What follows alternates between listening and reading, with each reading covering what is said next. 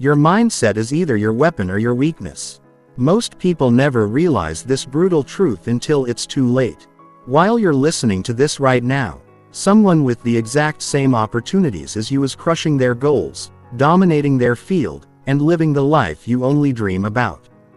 The difference isn't talent, luck, or connections. The difference is how they think. Let me be brutally honest with you. 99% of people are mentally weak.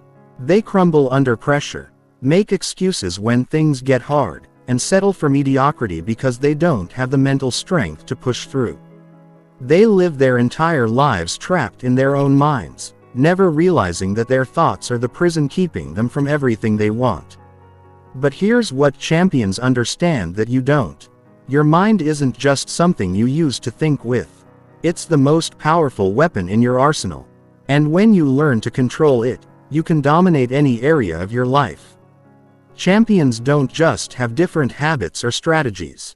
They have completely different operating systems in their heads. You think you're mentally tough. You think you can handle pressure. You think you know what it takes to win. Let me tell you something that's going to shatter everything you believe about mental strength. You're not even close to champion level thinking yet. And by the time we're done, you'll understand exactly why most people stay stuck while champions dominate everything they touch.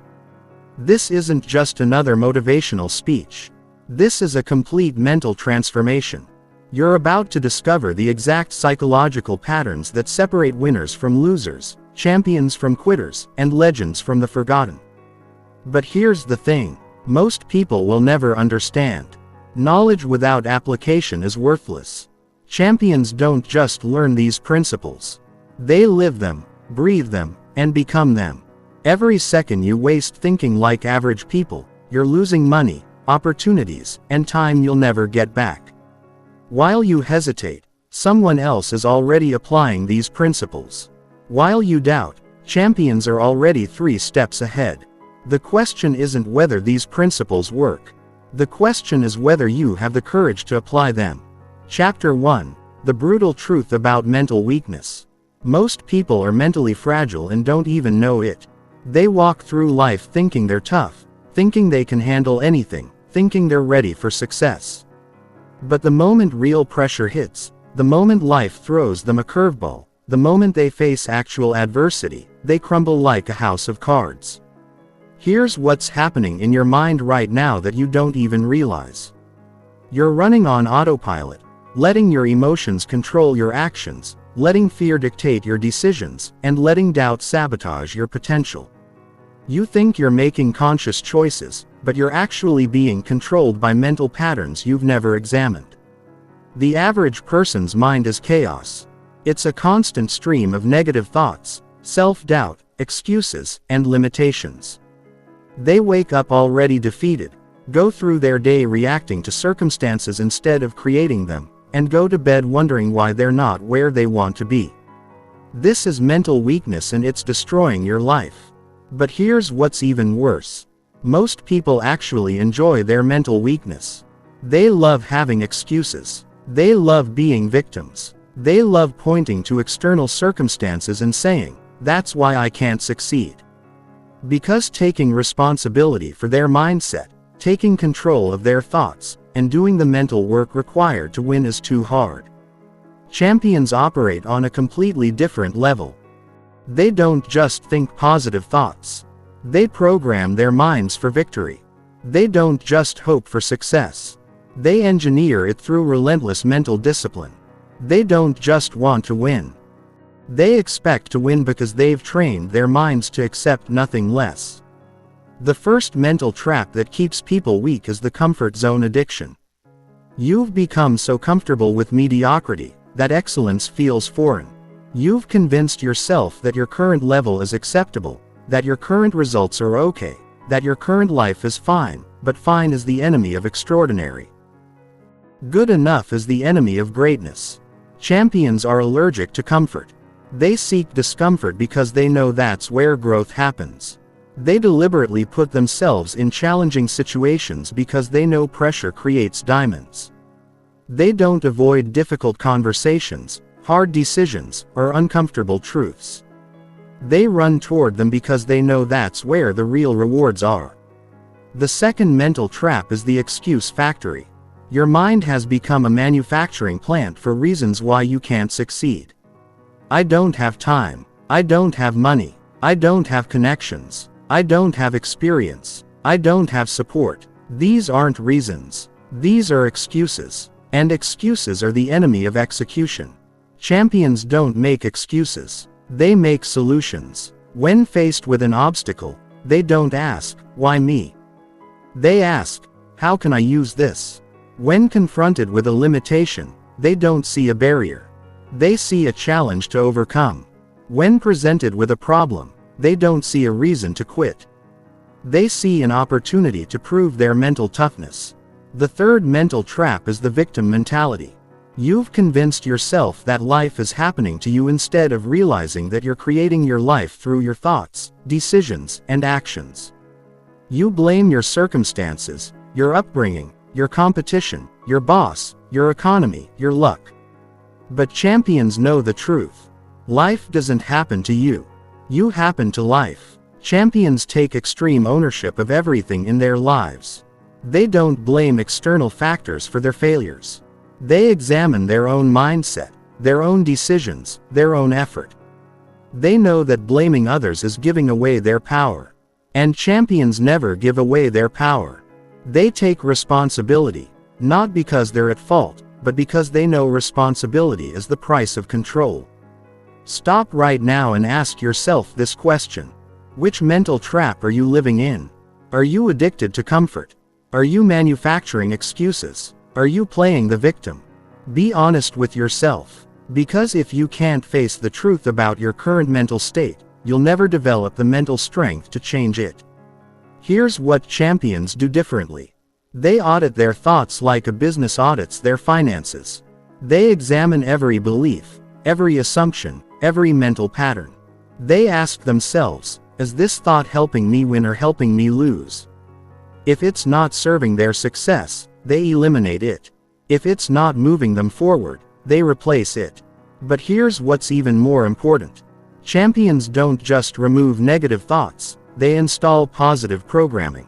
They don't just stop thinking like losers.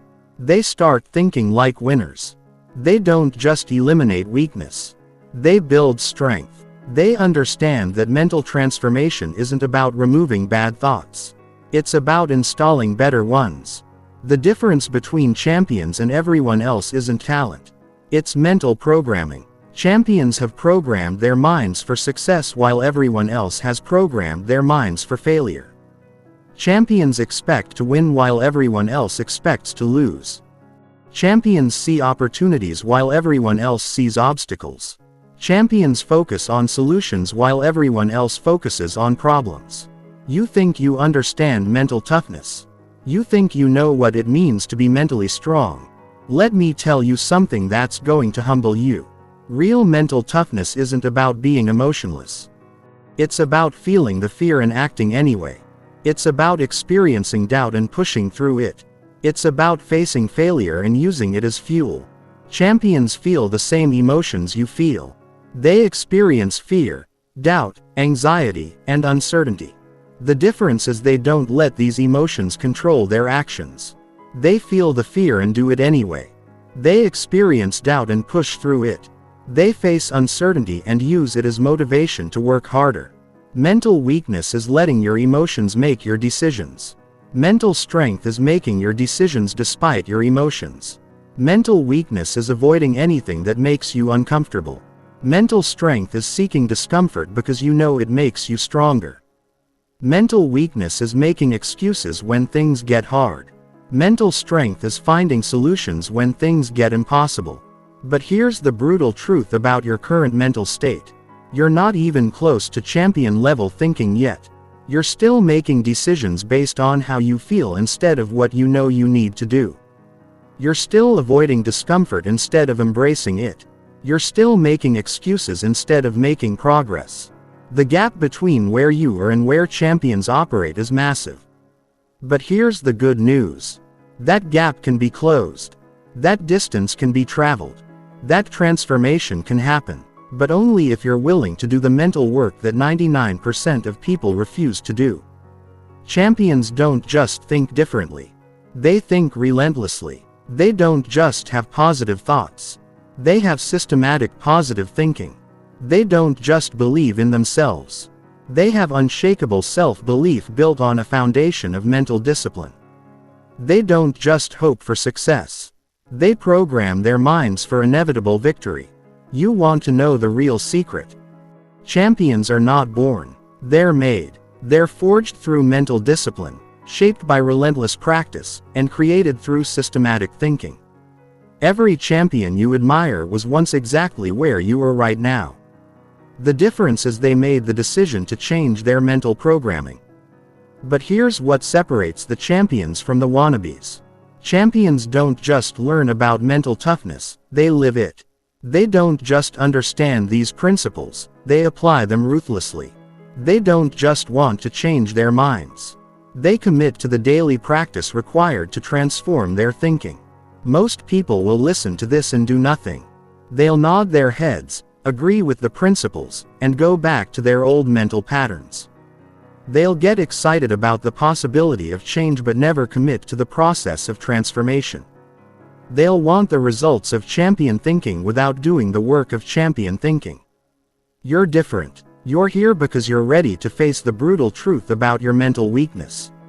You're ready to examine your thoughts, challenge your beliefs, and transform your mindset. You're ready to stop making excuses and start making progress. You're ready to stop being a victim and start being a champion. But understanding your mental weakness is just the beginning. Recognizing the traps is just the first step. Acknowledging your current limitations is just the foundation. The real work begins when you start building the mental strength to overcome them. Chapter 2. The Psychology of Champions. Champions don't just act different. Their brains are wired different. While you're thinking about what might go wrong, champions are focused on what will go right. While you're analyzing the obstacles, champions are creating the solutions. While you're debating whether you can do it, champions are already doing it. The neuroscience of champion thinking is fascinating. When researchers study the brains of elite performers, they discover something remarkable. Champions have trained their brains to operate in a completely different way than average people. They've literally rewired their neural pathways to support success instead of sabotage it. Here's what's happening in your brain right now that you don't realize. Every thought you think creates a neural pathway. Every belief you hold strengthens certain connections. Every mental pattern you repeat becomes automatic. Your brain is constantly rewiring itself based on your thoughts. And most people are unconsciously programming themselves for failure. The average person's brain is wired for survival, not success. It's wired to avoid pain, not pursue pleasure. It's wired to stay safe, not take risks. It's wired to maintain the status quo, not create change. This is why most people struggle to achieve extraordinary results. Their brains are literally working against them. But champions have hacked this system. They've learned to rewire their brains for success. They've trained their minds to seek opportunity instead of avoid risk. They've programmed their thoughts to focus on possibilities instead of limitations. They've created mental patterns that support their goals instead of sabotage them. The first psychological principle that separates champions from everyone else is future-focused thinking. While average people are trapped in the past or worried about the present, champions are living in the future. They're not just thinking about what they want to achieve. They're thinking from the perspective of having already achieved it. Champions don't just set goals. They create inevitable futures. They don't just hope for success. They plan for it, prepare for it and expect it. They don't just want to win. They see themselves as winners who haven't won yet. This isn't positive thinking. This is strategic thinking. When you think from the future, everything changes. Instead of asking, "Can I do this?" you ask, "How will I do this?"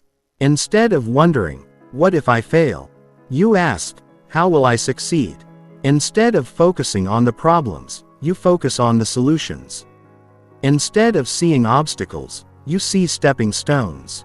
The second psychological principle is ownership thinking. Champions don't just take responsibility for their actions. They take ownership of their results. They don't just control what they can control.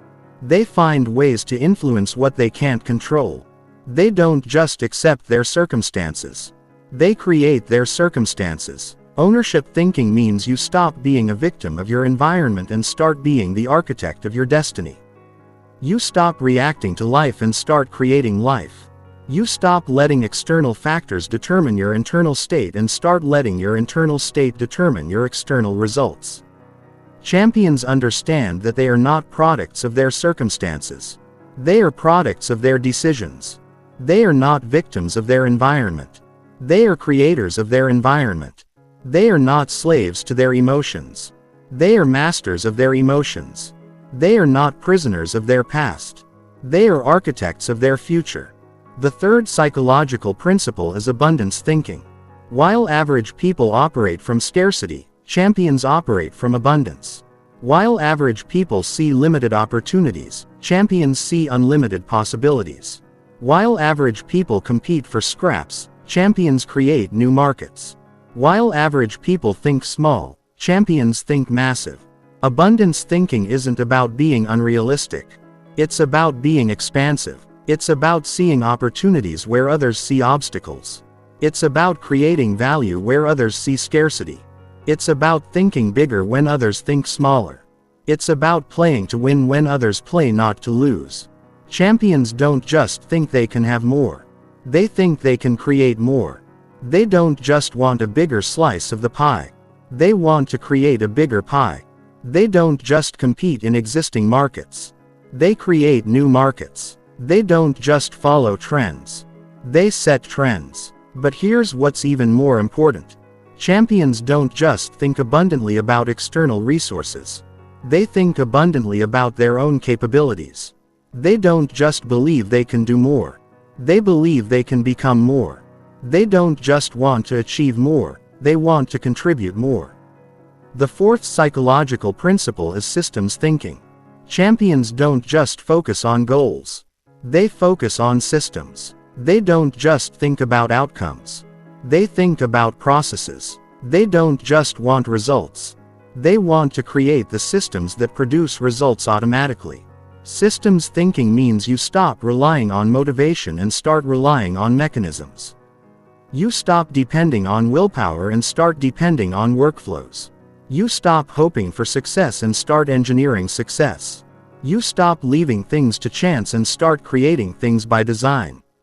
Champions understand that goals are just the destination. Systems are the vehicle that gets you there. You don't rise to the level of your goals.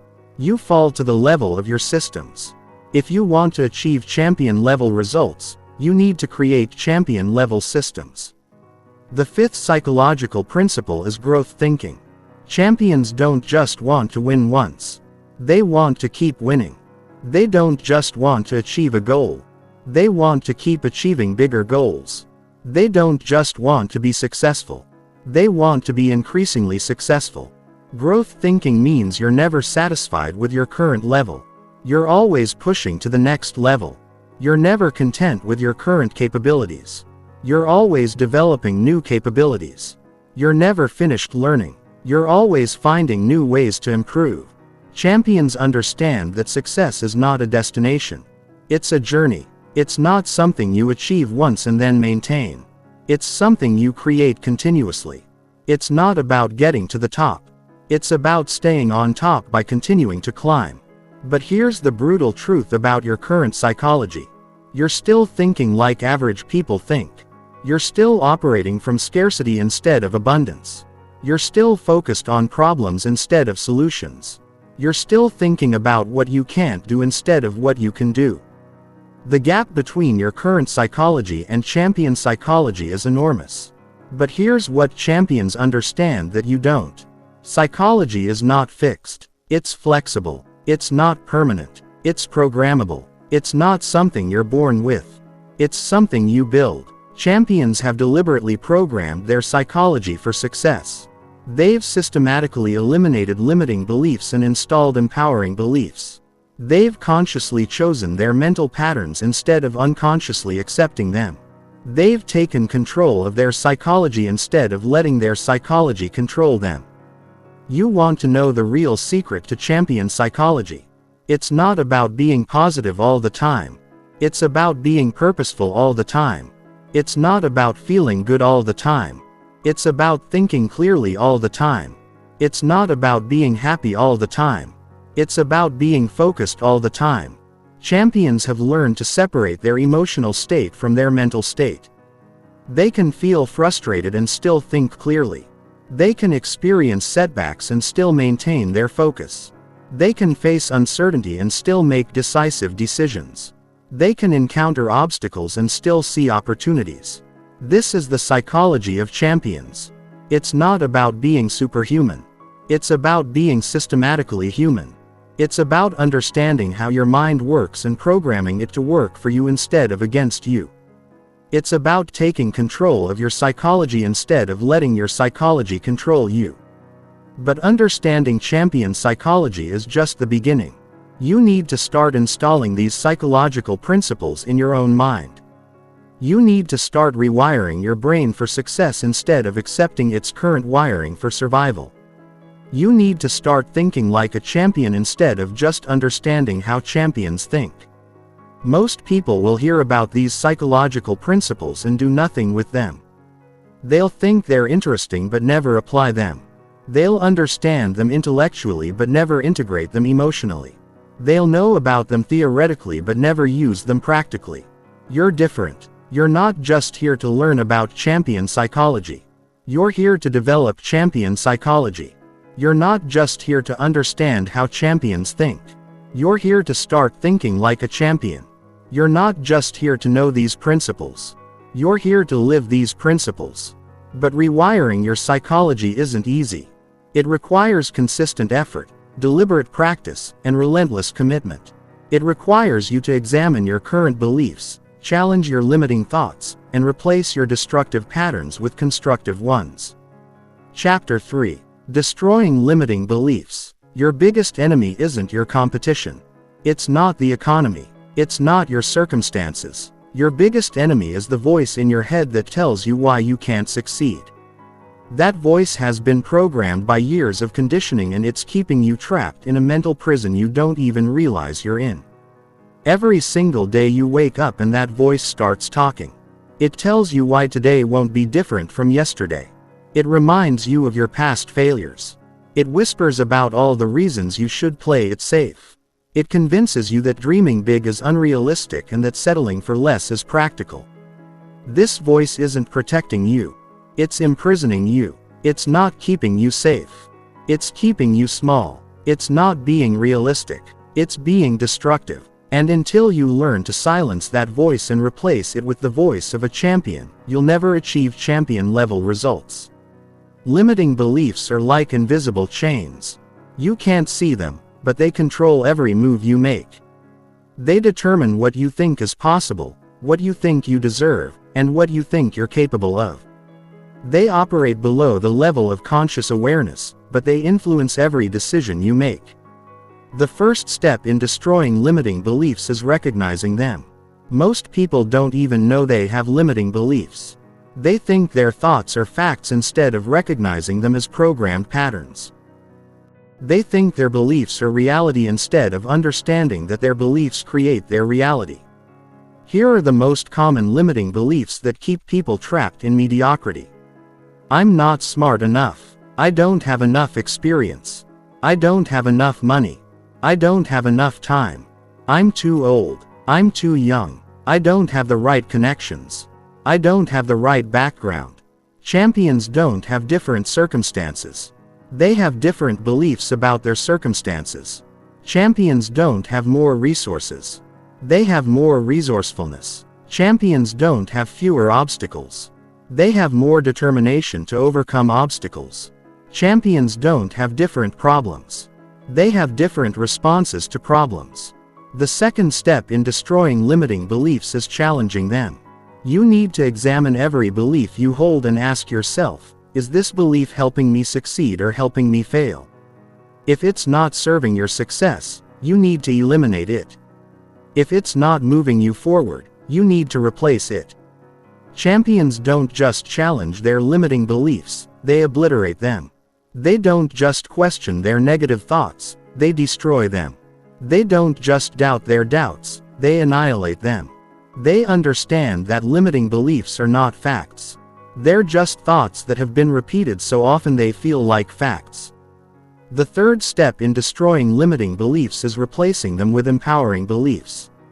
You can't just remove negative programming. You need to install positive programming. You can't just stop thinking like a loser.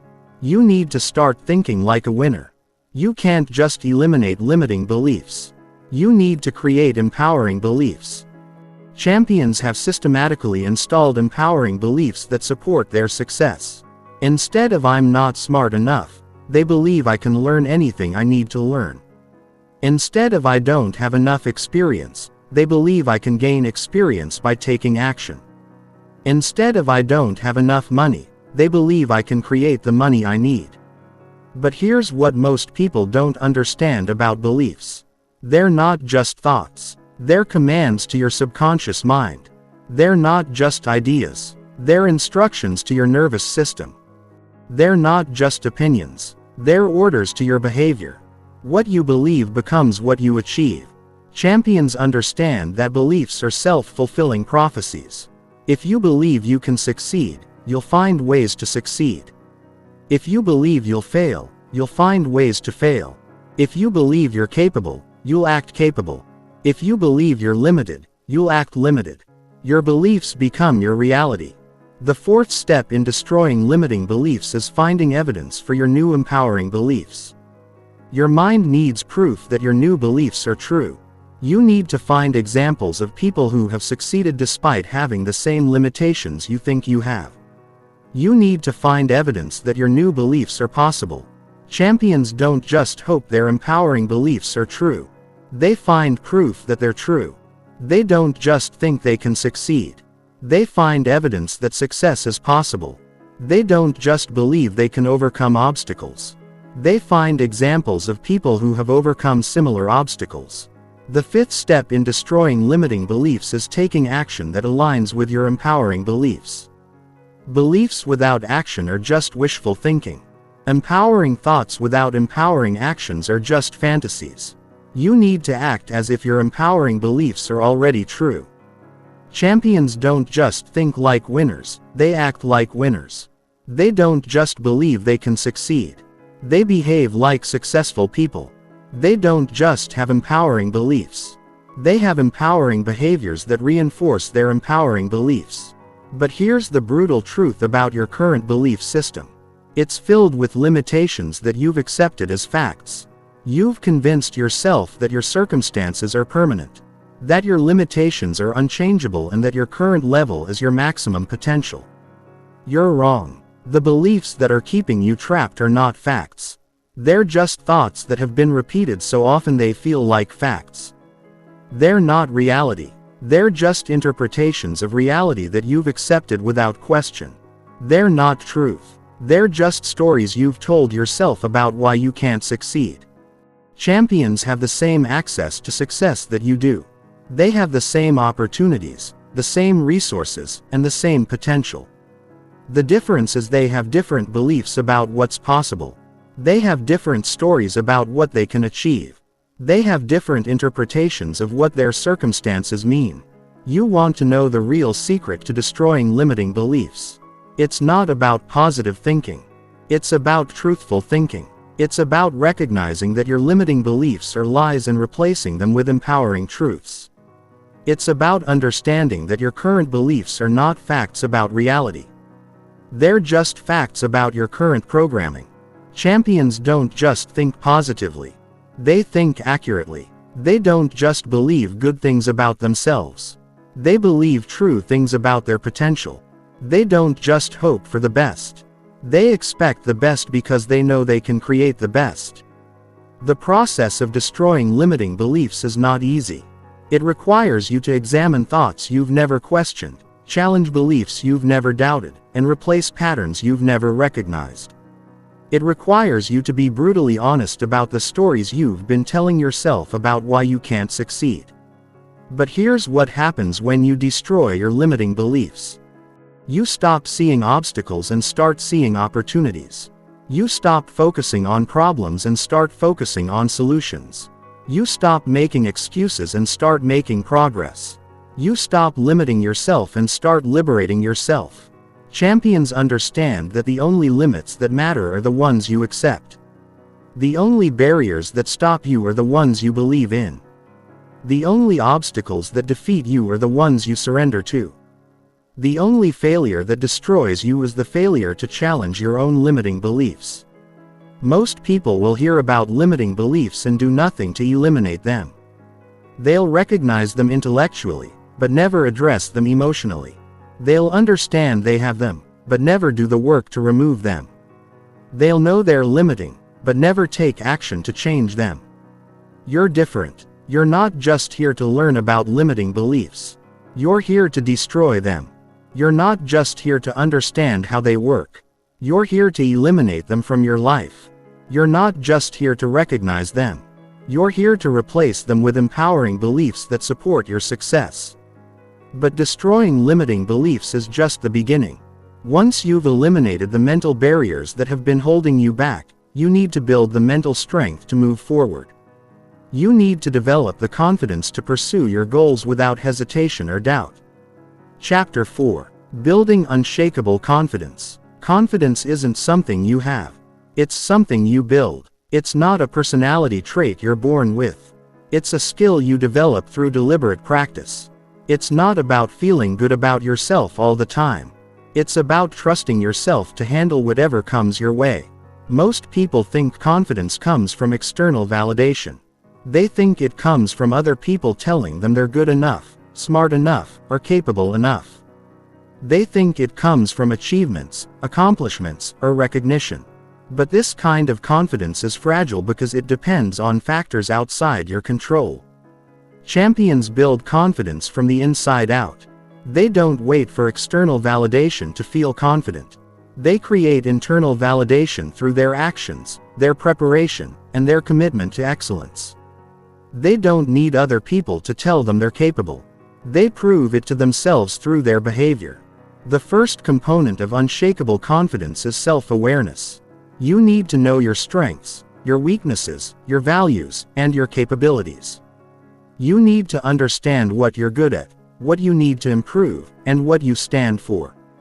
You need to have a clear picture of who you are and who you're becoming. Champions don't just know their strengths. They leverage their strengths. They don't just recognize their weaknesses. They work to eliminate their weaknesses. They don't just understand their values. They live their values. They don't just know who they are.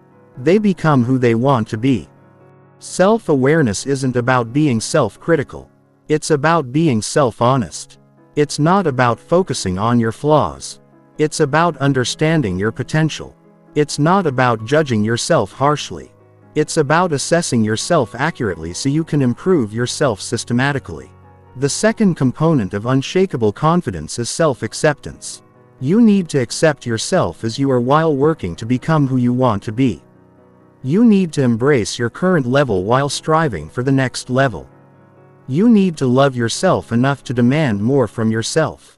Champions don't wait until they're perfect to feel confident. They feel confident because they're committed to continuous improvement. They don't wait until they have all the answers to take action. They take action because they know they can figure out the answers along the way.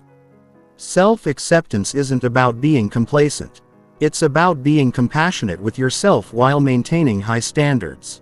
It's about understanding that you're a work in progress while believing in your ability to progress. It's about accepting where you are while refusing to stay there. The third component of unshakable confidence is self-reliance.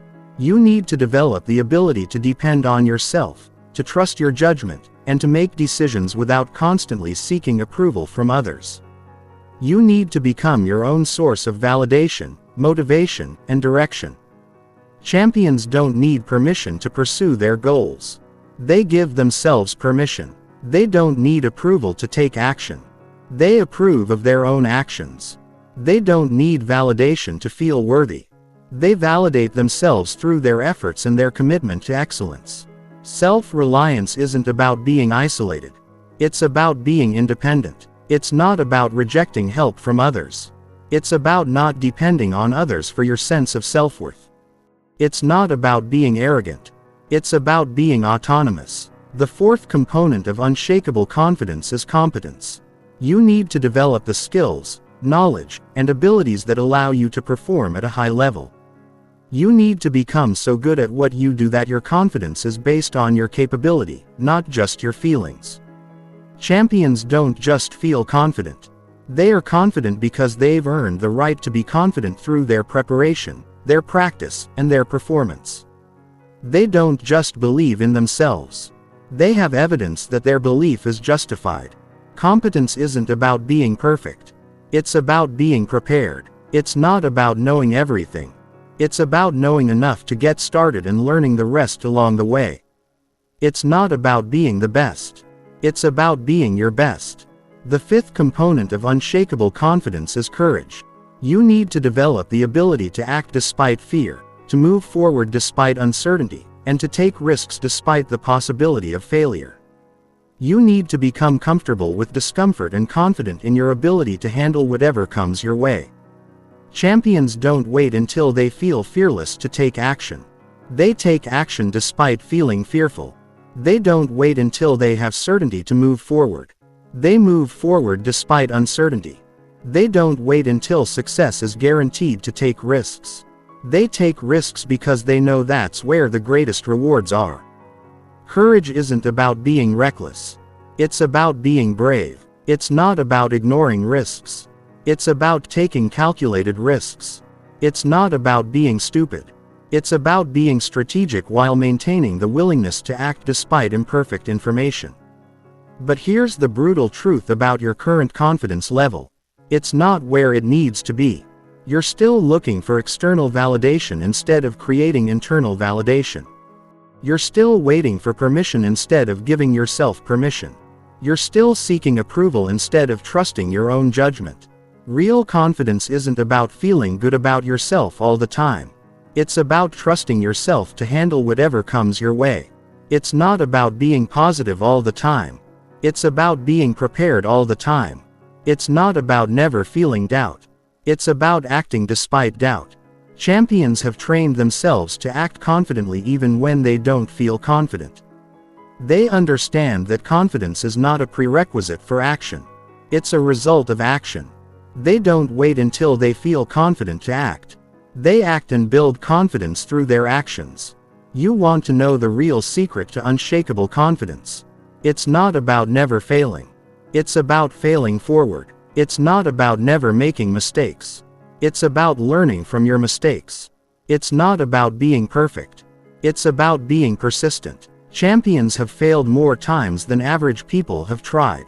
They've made more mistakes than average people have attempts. They've faced more rejection than average people have faced challenges. But they've built confidence through their willingness to fail, to make mistakes, and to face rejection.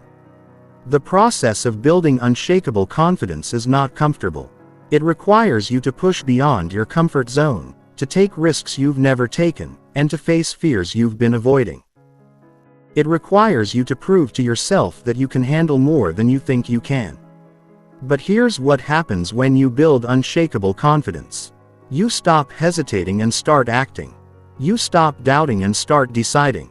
You stop waiting and start creating. You stop asking for permission and start taking action. You stop seeking validation and start validating yourself. Champions understand that confidence is not a feeling. It's a decision. It's the decision to trust yourself, to bet on yourself, and to act despite uncertainty. It's the decision to believe in your ability to figure things out, to overcome obstacles, and to create the results you want. Most people will hear about confidence and wait for it to appear magically. They'll hope that someday they'll wake up feeling confident.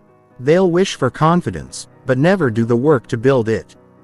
They'll want confidence, but never take the actions that create it. You're different. You're not just here to learn about confidence. You're here to build it. You're not just here to understand how it works. You're here to develop it through deliberate practice. You're not just here to wish for it. You're here to create it through your actions. But building confidence is just the foundation.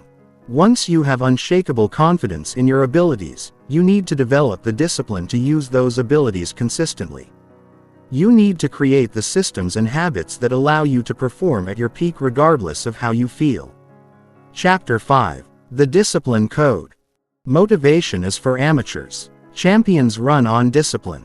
While average people wait to feel motivated before taking action, champions take action whether they feel motivated or not. While average people rely on emotion to fuel their efforts, champions rely on systems to sustain their performance. Here's the brutal truth about motivation. It's unreliable. It comes and goes. It's strong when you're excited and weak when you're tired. It's present when things are going well and absent at when things get difficult. If you depend on motivation to achieve your goals, you'll fail when motivation fails you. Champions have discovered something that average people never learn. Discipline is freedom. It's the freedom to do what you know you should do regardless of how you feel. It's the freedom to pursue your goals even when you don't feel like it. It's the freedom to create the life you want instead of accepting the life you have. The first principle of the discipline code is that discipline is a decision, not a feeling. You don't have to feel disciplined to act disciplined. You don't have to want to do something to do it. You just have to decide to do it and then do it regardless of how you feel about it. Champions understand that feelings are temporary, but actions are permanent. Emotions come and go, but results remain. How you feel in the moment is less important than what you do in the moment. Your feelings don't determine your actions. Your decisions determine your actions. The second principle of the discipline code is that discipline is a skill that can be developed. You're not born disciplined or undisciplined. You become disciplined through practice. You build discipline by doing disciplined things. You strengthen discipline by exercising discipline. Champions treat discipline like a muscle. They know that the more they use it, the stronger it becomes. They deliberately put themselves in situations that require discipline because they know that's how discipline grows. They don't avoid difficult tasks. They seek them out because they know difficulty builds strength. The third principle of the discipline code is that discipline is about doing what you hate when you hate it. It's not about doing what you love. Anyone can do what they love. Discipline is about doing what you need to do even when you don't want to do it. Champions don't just do what they enjoy.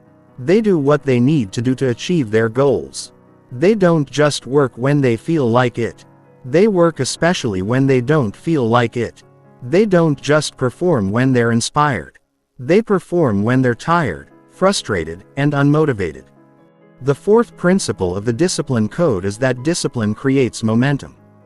Every disciplined action makes the next disciplined action easier. Every time you do what you know you should do, you strengthen your ability to do what you know you should do in the future. Champions understand that discipline is compound. It builds on itself. It creates a positive cycle where disciplined actions lead to better results, which lead to more motivation, which leads to more disciplined actions. They don't just rely on discipline. They create discipline systems that reinforce themselves. The fifth principle of the discipline code is that discipline is about systems, not goals. Goals are what you want to achieve. Systems are how you achieve them. Champions don't just focus on what they want to accomplish. They focus on the daily actions that will accomplish it. Champions understand that you don't rise to the level of your goals. You fall to the level of your systems. If you want to achieve champion-level results, you need to create champion-level systems. You need to systematize your success so it becomes automatic. But here's the brutal truth about your current discipline level. It's pathetic compared to what champions demand of themselves. You're still doing what you feel like doing instead of what you need to do. You're still letting your emotions control your actions instead of letting your decisions control your actions. Champions have systems for everything. They have systems for how they start their day, how they approach their work, how they handle setbacks, and how they end their day. They don't leave their performance to chance. They engineer their performance through systematic discipline. The discipline code isn't about being rigid. It's about being reliable. It's not about being perfect. It's about being consistent. It's not about never making mistakes. It's about getting back on track quickly when you do make mistakes. Champions understand that discipline is not about punishment. It's about empowerment. It's not about restriction. It's about liberation. It's not about doing what you have to do. It's about doing what you choose to do to create the life you want. You want to know the real secret to developing discipline. It's not about willpower. It's about systems. It's not about being strong all the time. It's about creating structures that make strength easier and weakness harder. It's not about motivation. It's about automation. Champions have automated their success through disciplined systems. They don't rely on willpower to eat right. They create systems that make healthy eating automatic. They don't depend on motivation to exercise. They create systems that make exercise inevitable. They don't wait for inspiration to work. They create systems that make work systematic. The process of developing discipline is not comfortable. It requires you to do things you don't want to do, to maintain standards you don't feel like maintaining, and to persist when you want to quit. It requires you to choose long-term success over short-term comfort. But here's what happens when you develop true discipline. You stop being a victim of your emotions and start being the master of your actions. You stop letting how you feel determine what you do and start letting what you do determine how you feel. You stop being controlled by circumstances and start controlling your circumstances. Champions understand that discipline is the bridge between goals and achievement. It's the difference between wanting something and getting something. It's the gap between dreaming and doing. It's the connection between intention and results. Most people will hear about discipline and try to rely on willpower to develop it. They'll attempt to force themselves to be disciplined through sheer mental effort. They'll try to muscle their way to better habits.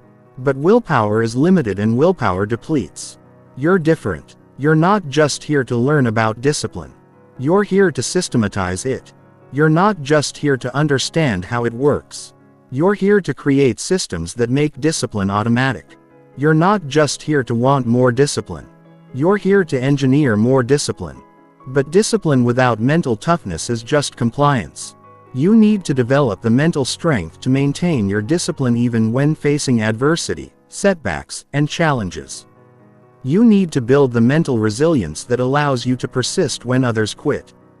Chapter 6. Mental Toughness Training. Mental toughness isn't born. It's forged through fire. While average people avoid pain, champions seek it out because they know pain is the price of power. While average people run from difficulty, champions run toward it because they understand that difficulty is the gateway to growth. While average people make excuses when things get hard, champions get harder when things get hard. Here's the brutal truth about your current mental state. You haven't been truly tested yet. You think you've faced adversity, but you've only faced inconvenience. You think you've overcome obstacles, but you've only navigated minor setbacks. You think you're mentally tough, but you haven't experienced the kind of pressure that reveals who you really are. Champions understand something that will shock you. Mental toughness is not about being emotionless. It's about feeling everything and functioning anyway. It's not about never experiencing fear. It's about acting despite fear.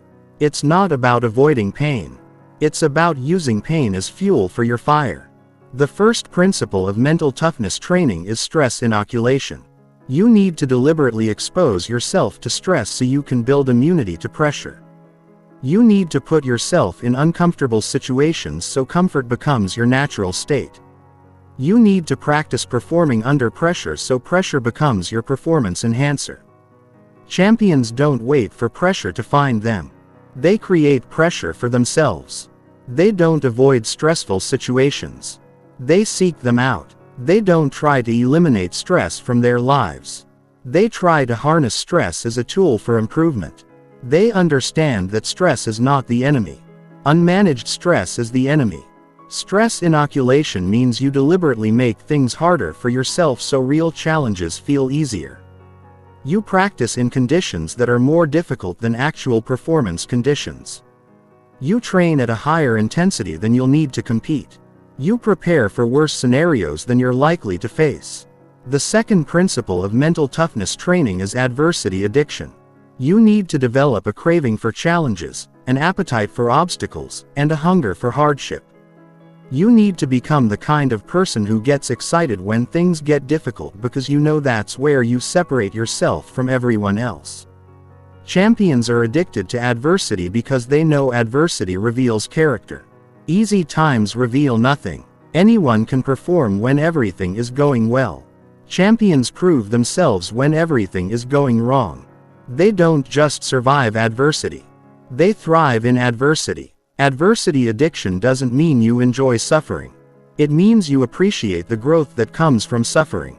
It doesn't mean you seek pain for its own sake. It means you seek the strength that pain creates. It doesn't mean you love problems. It means you love the solutions that problems force you to create. The third principle of mental toughness training is failure immunity. You need to fail so often that failure becomes irrelevant. You need to get rejected so frequently that rejection becomes meaningless. You need to experience setbacks so regularly that setbacks become stepping stones. Champions have failed. More than average people have tried. They've been rejected. More than average people have applied. They've faced more setbacks than average people have faced challenges. But they've developed immunity to the emotional impact of failure because they understand that failure is education, not elimination. Failure immunity means you stop personalizing failure and start leveraging failure. You stop seeing failure as a reflection of your worth and start seeing it as feedback for your approach. You stop letting failure slow you down and start letting failure speed you up by teaching you what doesn't work. The fourth principle of mental toughness training is pain tolerance. You need to increase your capacity to handle discomfort, to endure difficulty, and to persist through problems. You need to expand your pain threshold so that what used to stop you now only slows you down. Champions have trained themselves to function at high levels despite experiencing discomfort. They can think clearly when they're tired. They can perform effectively when they're stressed. They can make good decisions when they're under pressure. They can maintain their standards when they're facing adversity. Pain tolerance doesn't mean you ignore pain. It means you interpret pain differently. Instead of seeing pain as a signal to stop, you see it as a signal to focus. Instead of interpreting discomfort as a reason to quit, you interpret it as a reason to push harder. Instead of viewing difficulty as punishment, you view it as preparation. The fifth principle of mental toughness training is recovery mastery. You need to develop the ability to bounce back quickly from setbacks, to recover rapidly from failures, and to restart immediately after stops. You need to minimize the time between being knocked down and getting back up. Champions don't just recover from setbacks, they recover faster than their competition.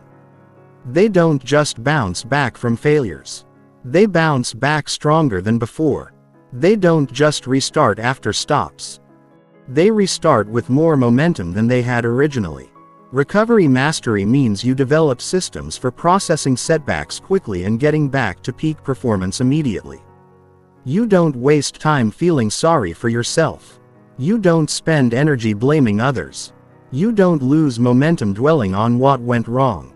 You focus all your energy on what to do next. But here's the brutal truth about your mental toughness. You're still avoiding the very experiences that would make you mentally tougher. You're still choosing comfort over growth. You're still running from the challenges that would forge your character. You're still protecting yourself from the pain that would make you powerful. Champions deliberately put themselves through mental toughness training because they know that mental weakness is the only thing that can stop them. They know that external obstacles are nothing compared to internal obstacles. They know that the competition can't defeat them if they don't defeat themselves. Mental toughness training is not about becoming a machine. It's about becoming antifragile. It's not about feeling nothing. It's about functioning despite feeling everything. It's not about being invulnerable. It's about being resilient. It's not about never being affected by adversity. It's about being strengthened by adversity. You want to know the real secret to mental toughness. It's not about being tough all the time. It's about being tough when it matters most. It's not about never feeling weak. It's about acting strong despite feeling weak. It's not about avoiding difficult moments. It's about rising to difficult moments. Champions understand that mental toughness is like physical fitness. If you don't use it, you lose it. If you don't challenge it, it doesn't grow. If you don't test it, it doesn't strengthen. Mental toughness requires constant training, deliberate practice, and progressive overload. The process of developing mental toughness is brutal. It requires you to face your fears, confront your weaknesses, and push through your limits. It requires you to do things that scare you, to endure things that hurt you, and to persist through things that exhaust you. But here's what happens when you develop true mental toughness. You become unbreakable, not because nothing can hurt you, but because you can function despite being hurt. Not because you never feel pressure, but because pressure brings out your best performance. Not because you never face adversity, but because adversity reveals your strength. Champions understand that mental toughness is not just about individual performance. It's about leadership under pressure. It's about inspiring others when everyone is struggling. It's about being the rock that others can lean on when everything is falling apart. Most people will hear about mental toughness training and continue avoiding the very experiences that would make them tougher. They'll talk about wanting to be mentally strong while choosing mentally weak behaviors. They'll admire mental toughness in others while refusing to develop it in themselves. You're different. You're not just here to learn about mental toughness. You're here to develop it. You're not just here to understand how it works. You're here to build it through deliberate exposure to difficulty. You're not just here to want it. You're here to earn it. But mental toughness without focus is just endurance.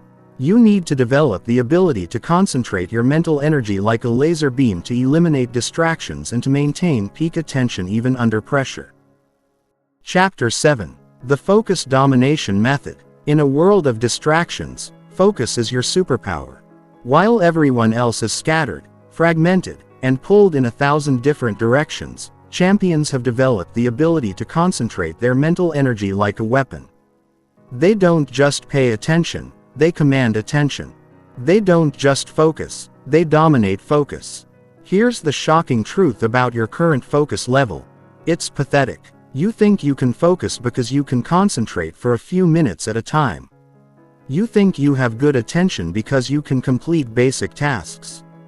But your focus is amateur level compared to what champions demand of themselves. Champions don't just have better focus. They have different focus. They don't just concentrate harder. They concentrate smarter. They don't just eliminate distractions. They engineer environments that make focus inevitable and distraction impossible. The first component of focus domination is attention architecture. You need to design your environment, your schedule, and your systems to support deep focus instead of enabling scattered attention. You need to create external conditions that make internal focus easier. Champions understand that willpower alone is not enough to maintain focus. They need systems that support focus. They need environments that encourage focus. They need structures that make focus the path of least resistance. They engineer their success by engineering their focus. Attention architecture means you eliminate everything that competes for your attention and amplify everything that supports your attention. You remove distractions from your environment. You batch similar activities to minimize context switching. You create visual cues that remind you of your priorities. The second component of focus domination is priority precision. You need to be absolutely clear about what deserves your focus and what doesn't. You need to develop the ability to distinguish between what's urgent and what's important, between what's busy work and what's breakthrough work. Champions don't just work hard. They work on the right things. They don't just focus intensely. They focus on high-impact activities. They don't just eliminate distractions. They eliminate low versus value activities that masquerade as important work. Priority precision means you know exactly what you should be focusing on at any given moment. You have clear criteria for what deserves your attention and what doesn't. You can quickly identify the vital few activities that produce the majority of your results. The third component of focus domination is deep work protocols. You need to develop the ability to enter states of profound concentration where you can produce work of exceptional quality and quantity. You need to train your brain to sustain attention for extended periods without fatigue or distraction. Champions don't just work. They enter flow states where they perform at levels that seem superhuman. They don't just concentrate. They achieve cognitive flow where their mental capacity is fully engaged and optimally utilized. They don't just focus. They enter zones of peak performance. Deep work protocols mean you have systematic methods for entering and maintaining states of profound concentration. You know how to prepare your mind for deep work. You know how to sustain deep work for extended periods. You know how to transition between deep work and recovery. The fourth component of focus domination is distraction immunity. You need to develop the ability to maintain focus despite external interruptions, internal impulses, and environmental chaos. You need to become immune to the attention hijacking that destroys most people's productivity. Champions have trained their minds to be impervious to distraction. They can maintain focus in noisy environments. They can concentrate despite interruptions. They can sustain attention even when their phones are buzzing. Their emails are piling up and their environment is chaotic. Distraction immunity means you don't just resist distractions, you become immune to them. You don't just avoid interruptions, you become uninterruptible. You don't just manage your attention. You protect your attention like a fortress protects its treasure. The fifth component of focus domination is attention restoration. You need to develop the ability to recover your mental energy quickly so you can return to peak focus repeatedly throughout the day. You need to understand how to rest your mind so you can work your mind at maximum capacity. Champions don't just focus intensely, they focus sustainably.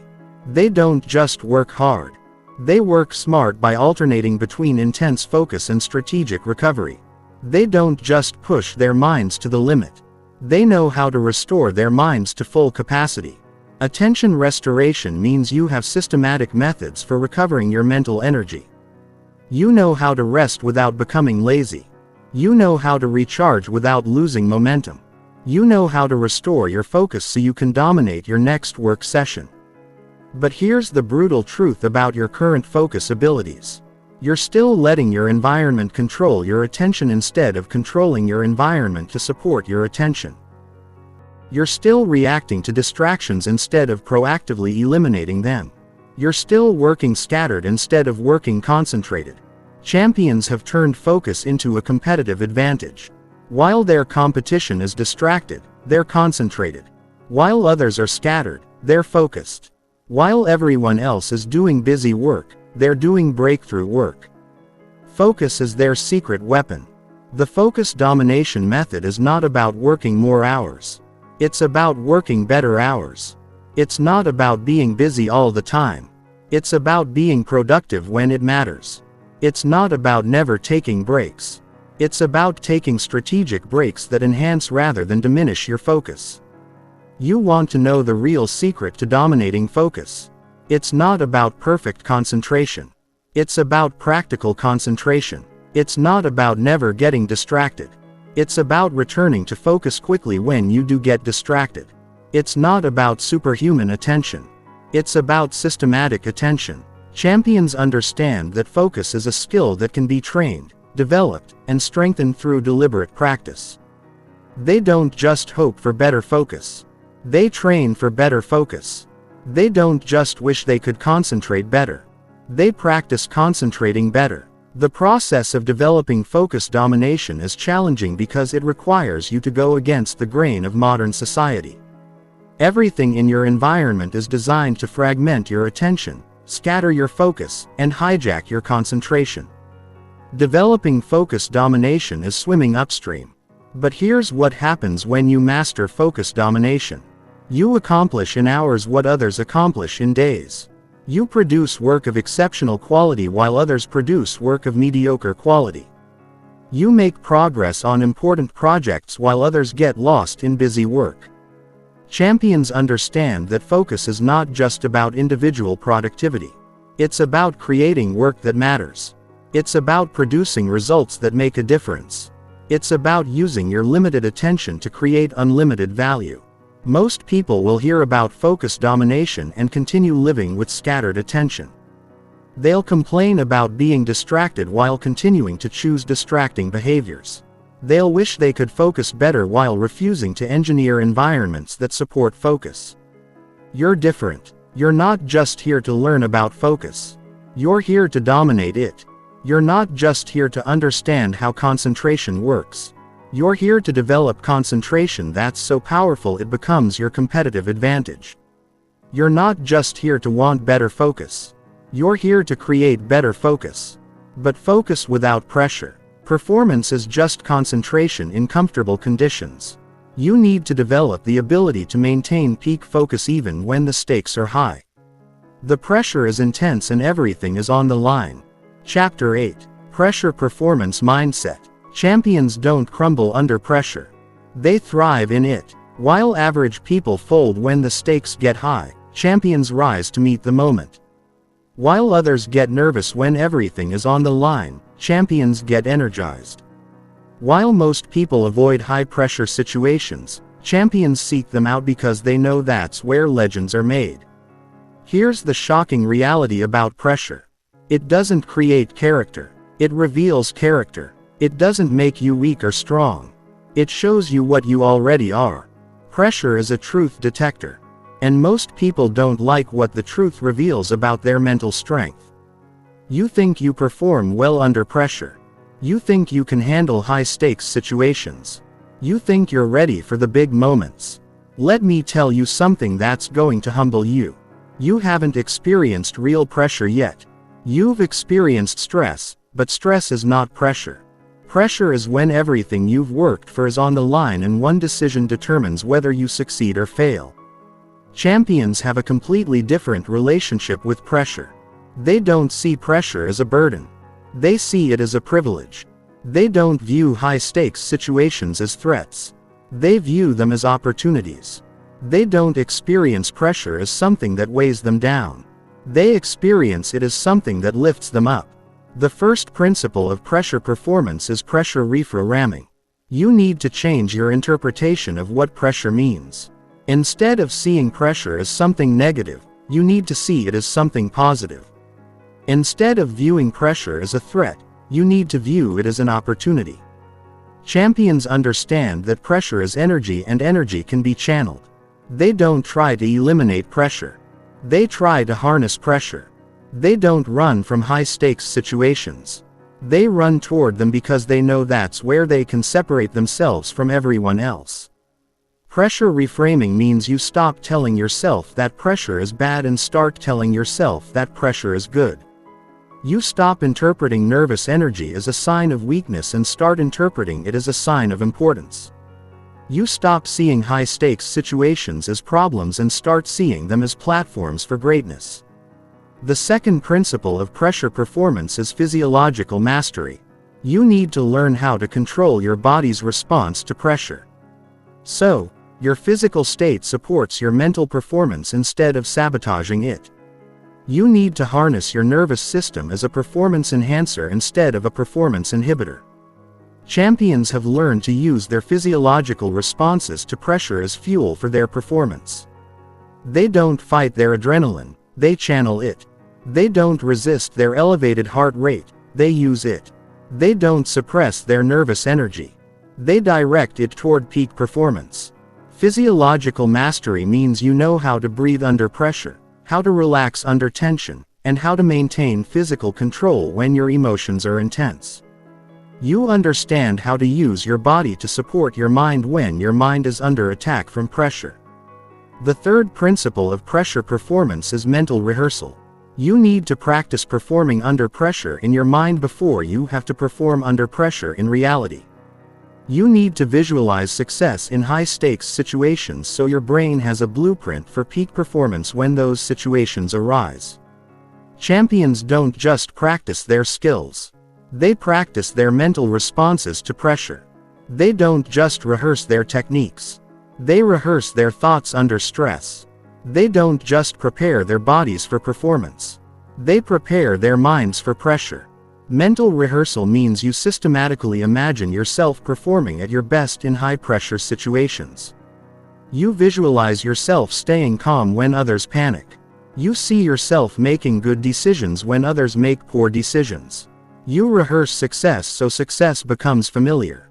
The fourth principle of pressure performance is present moment awareness.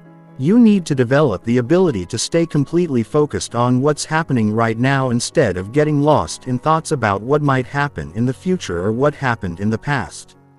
Champions understand that pressure only exists when you're thinking about the future consequences of your current performance. If you stay completely present, pressure disappears because pressure is just anxiety about future outcomes. Champions eliminate pressure by eliminating future-focused thinking during performance. Present moment awareness means you train your mind to focus exclusively on the task at hand. You don't think about winning or losing. You think about executing. You don't focus on the stakes. You focus on the steps. You don't concentrate on the outcome. You concentrate on the process. The fifth principle of pressure performance is clutch identity. You need to develop an identity as someone who performs their best when it matters most. You need to see yourself as someone who rises to big moments instead of shrinking from them. You need to become the kind of person who gets better under pressure instead of worse. Champions don't just perform well under pressure. They expect to perform well under pressure. They don't hope they'll rise to the occasion. They know they'll rise to the occasion because that's who they are. They've built an identity around being clutch performers. Clutch identity means you tell yourself stories about being someone who thrives under pressure. You collect evidence of times when you performed well in high-stakes situations. You reinforce your belief that pressure brings out your best instead of your worst. You become the person who others count on when everything is on the line. But here's the brutal truth about your current pressure performance. You're not ready for real pressure yet. You've convinced yourself that you perform well under pressure based on low-stakes situations. You've never been truly tested when everything you care about is on the line. Champions seek out high-pressure situations because they know that's where they can prove their superiority. They don't avoid big moments. They create big moments. They don't run from high-stakes decisions. They engineer high-stakes decisions because they know that's where they can separate themselves from their competition. The pressure performance mindset is not about being fearless. It's about being focused despite fear. It's not about never feeling nervous. It's about performing brilliantly despite feeling nervous. It's not about eliminating pressure. It's about leveraging pressure as a performance enhancer. You want to know the real secret to pressure performance. It's not about being calm under pressure. It's about being effective under pressure. It's not about feeling comfortable in high-stakes situations. It's about functioning optimally in high-stakes situations. It's not about never experiencing pressure. It's about transforming pressure into power. Champions understand that pressure is a privilege that comes with pursuing meaningful goals. If there's no pressure, there's no importance. If there are no stakes, there's no significance. If there's no risk, there's no reward. Pressure is the price of playing at the highest levels. The process of developing pressure performance is uncomfortable because it requires you to deliberately put yourself in high-stakes situations where failure is possible and visible. It requires you to risk embarrassment, disappointment, and defeat in order to build the skills to handle pressure. But here's what happens when you master pressure performance. You become someone that others rely on when everything is on the line. You become the person who steps up when others step back. You become the clutch performer who delivers when it matters most. Champions understand that pressure performance is not just about individual achievement. It's about leadership in critical moments. It's about inspiring others when everyone is struggling. It's about being the steady presence that others can count on when the world is chaotic. Most people will hear about pressure performance and continue avoiding high-stakes situations. They'll admire clutch performers from a distance while refusing to put themselves in positions where clutch performance is required. They'll want to be great under pressure while avoiding pressure altogether. You're different. You're not just here to learn about pressure performance. You're here to develop it. You're not just here to understand how champions handle pressure. You're here to become a champion who thrives under pressure. You're not just here to want clutch performance. You're here to become a clutch performer, but pressure performance without relentless pursuit is just peak performance in isolated moments. You need to develop the ability to maintain excellent performance consistently, to persist through extended challenges, and to never quit pursuing your goals, regardless of obstacles. Chapter 9: The Relentless Pursuit System. Champions don't stop when they're tired. They stop when they're done. While average people quit when things get difficult, champions get more determined. While others give up when progress slows, champions double down on their efforts. While most people stop pursuing their goals when obstacles appear, champions pursue their goals even more aggressively because they know obstacles are just speed bumps on the highway to success. Here's the brutal truth about your current persistence level. It's laughable compared to what real champions demand of themselves. You think you're persistent because you don't give up immediately. You think you have determination because you try multiple times before quitting. But your persistence is amateur level compared to the relentless pursuit that champions bring to everything they do. Champions don't just persist. They pursue relentlessly. They don't just try again when they fail. They try differently when they fail. They don't just continue when things get hard. They accelerate when things get hard because they know that's when their competition starts dropping out. The first component of relentless pursuit is outcome obsession. You need to become so focused on achieving your goals that everything else becomes secondary. You need to develop tunnel vision for your objectives and peripheral blindness to your obstacles. You need to want your goals more than you want comfort, more than you want approval, and more than you want anything else. Champions are obsessed with outcomes in a way that average people can't understand. They think about their goals constantly. They dream about their goals nightly. They structure their entire lives around achieving their goals. Their goals are not something they pursue in their spare time. Their goals are their full-time obsession. Outcome obsession doesn't mean you ignore the process. It means you're so committed to the outcome that you'll do whatever process is required to achieve it. It doesn't mean you're impatient with progress.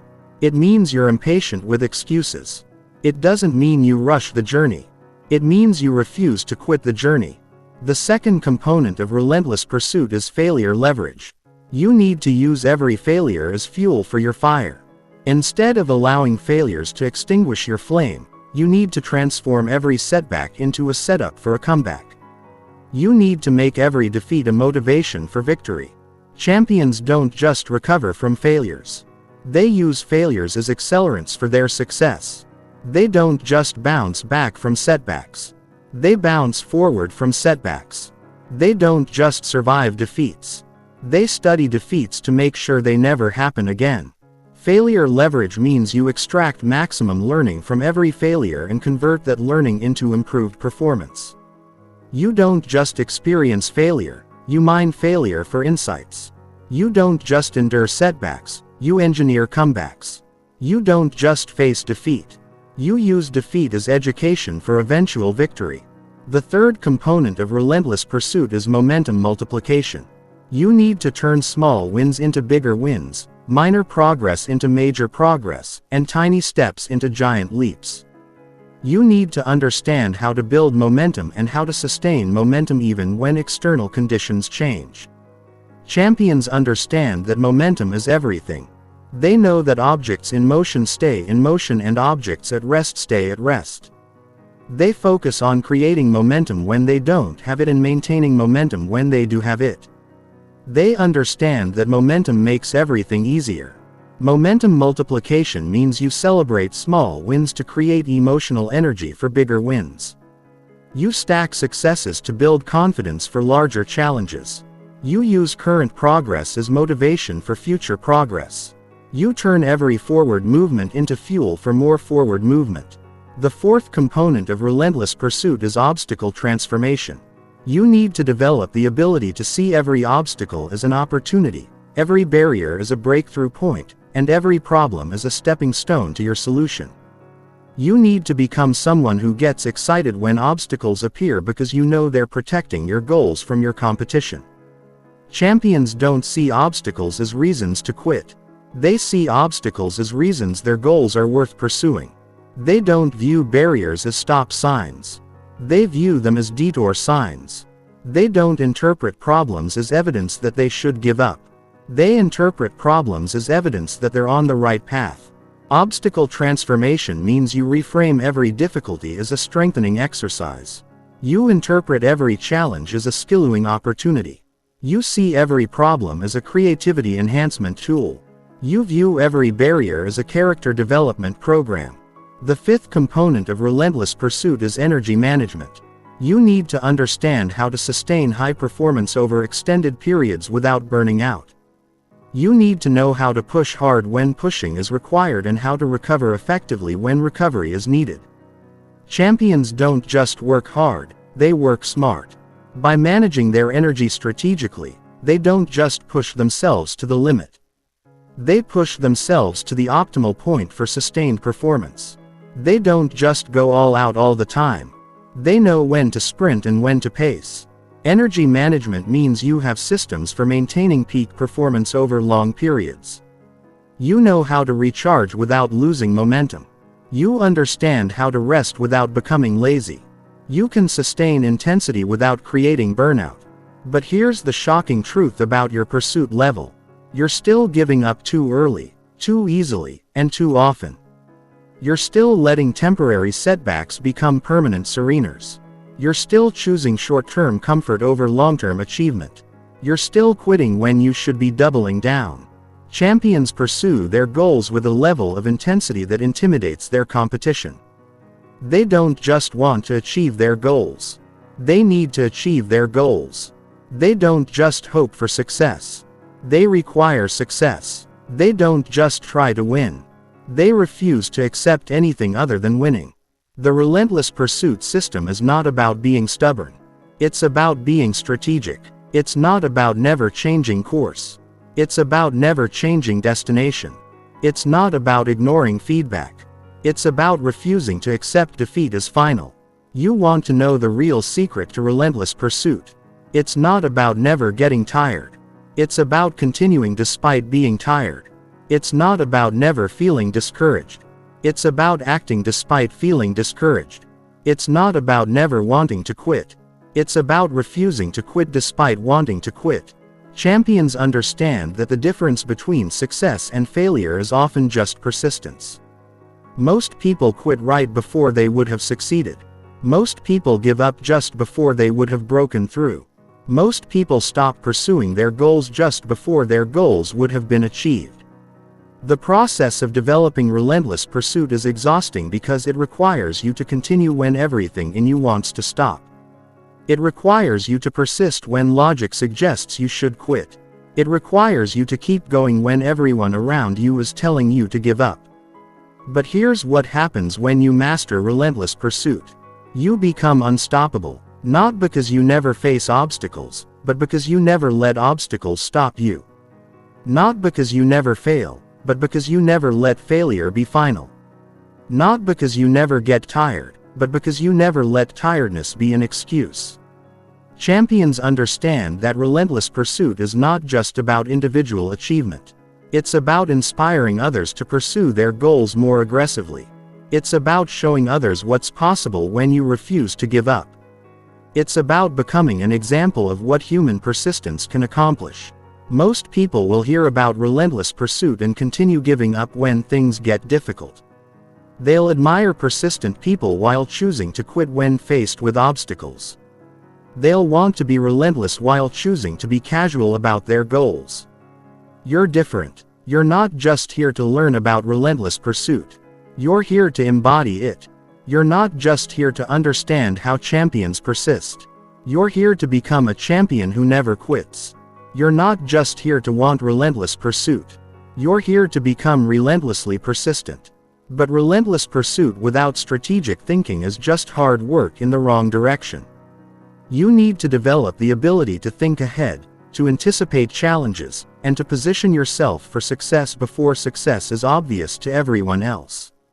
Chapter 10. Strategic Thinking Like a Champion. Champions don't just work hard. They think 3 steps ahead. While average people react to what's happening right now, champions are already preparing for what's going to happen next. While others are fighting today's battles, champions are positioning themselves to win tomorrow's wars. While most people are playing checkers, champions are playing chess. Here's the brutal truth about your current thinking level. You're still thinking like an amateur. You're still reacting instead of anticipating. You're still responding to circumstances instead of creating circumstances. You're still playing defense instead of playing offense. Your thinking is tactical when it needs to be strategic. Champions operate on a completely different mental frequency. They don't just see what is, they see what could be. They don't just understand the current situation. They envision multiple future scenarios. They don't just make moves, they make moves that set up their next 10 moves. The first principle of strategic thinking is pattern recognition. You need to develop the ability to see patterns that others miss, to identify trends before they become obvious, and to spot opportunities before they become competitive. You need to train your mind to see the forest while others are focused on individual trees. Champions have developed pattern recognition to an art form. They can look at complex situations and immediately identify the underlying patterns. They can see connections that others miss. They can spot trends in their early stages. They can recognize opportunities when they're still invisible to everyone else. Pattern recognition means you study successful strategies across different fields and extract the universal principles. You look for recurring themes in champion behavior. You identify the patterns that separate winners from losers. You develop the ability to see the game behind the game. The second principle of strategic thinking is scenario planning. You need to think through multiple possible futures and prepare for each of them. You need to anticipate different outcomes and position yourself to succeed. Regardless of which scenario unfolds, you need to expect the best, but prepare for everything. Champions don't just plan for success. They plan for success, failure, and everything in between. They don't just hope for the best-case scenario. They prepare for multiple scenarios. They don't just react to unexpected events. They anticipate unexpected events and prepare responses in advance. Scenario planning means you systematically imagine different ways your situation could evolve and create contingency plans for each possibility. You don't just prepare for what you expect to happen. You prepare for what could happen. You don't just plan for favorable conditions. You plan for adverse conditions. The third principle of strategic thinking is leverage identification. You need to find the points where small actions create large results. You need to identify the critical factors that have disproportionate impact on your outcomes. You need to focus your energy on the activities that produce maximum return on investment.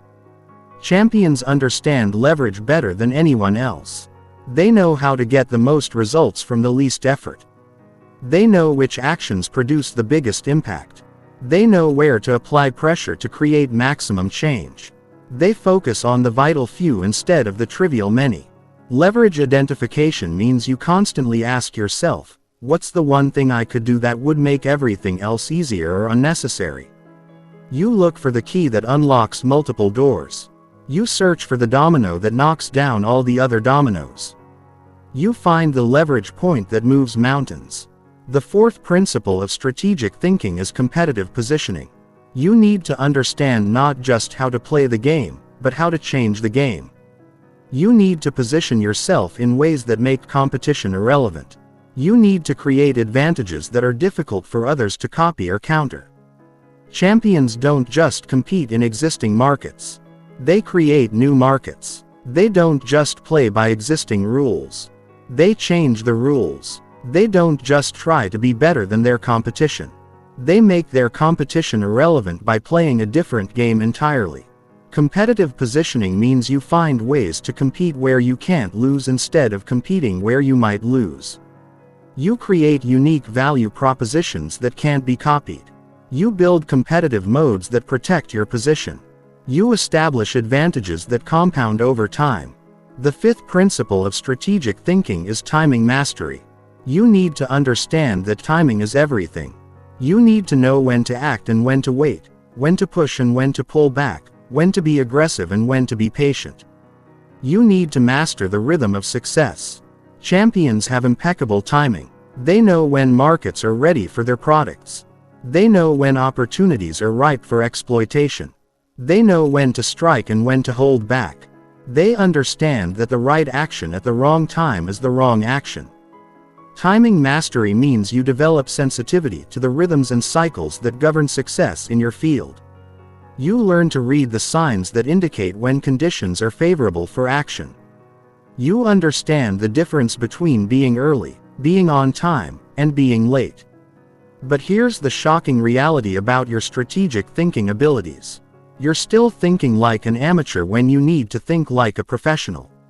You're still making tactical decisions when you need to make strategic decisions.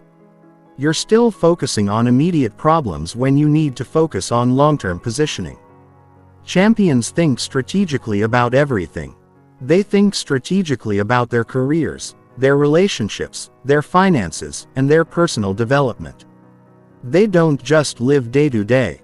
They live decade to decade. They don't just make decisions for today. They make decisions that position them for long-term success. Strategic thinking is not about being manipulative. It's about being thoughtful. It's not about taking advantage of others. It's about taking advantage of opportunities. It's not about being dishonest. It's about being intelligent about how you pursue your goals. You want to know the real secret to strategic thinking. It's not about being smarter than everyone else. It's about thinking differently than everyone else. It's not about having more information. It's about interpreting information better. It's not about seeing more moves. It's about seeing better moves. Champions understand that strategic thinking is a skill that can be developed through deliberate practice. They study strategy in business, military history, sports, and politics.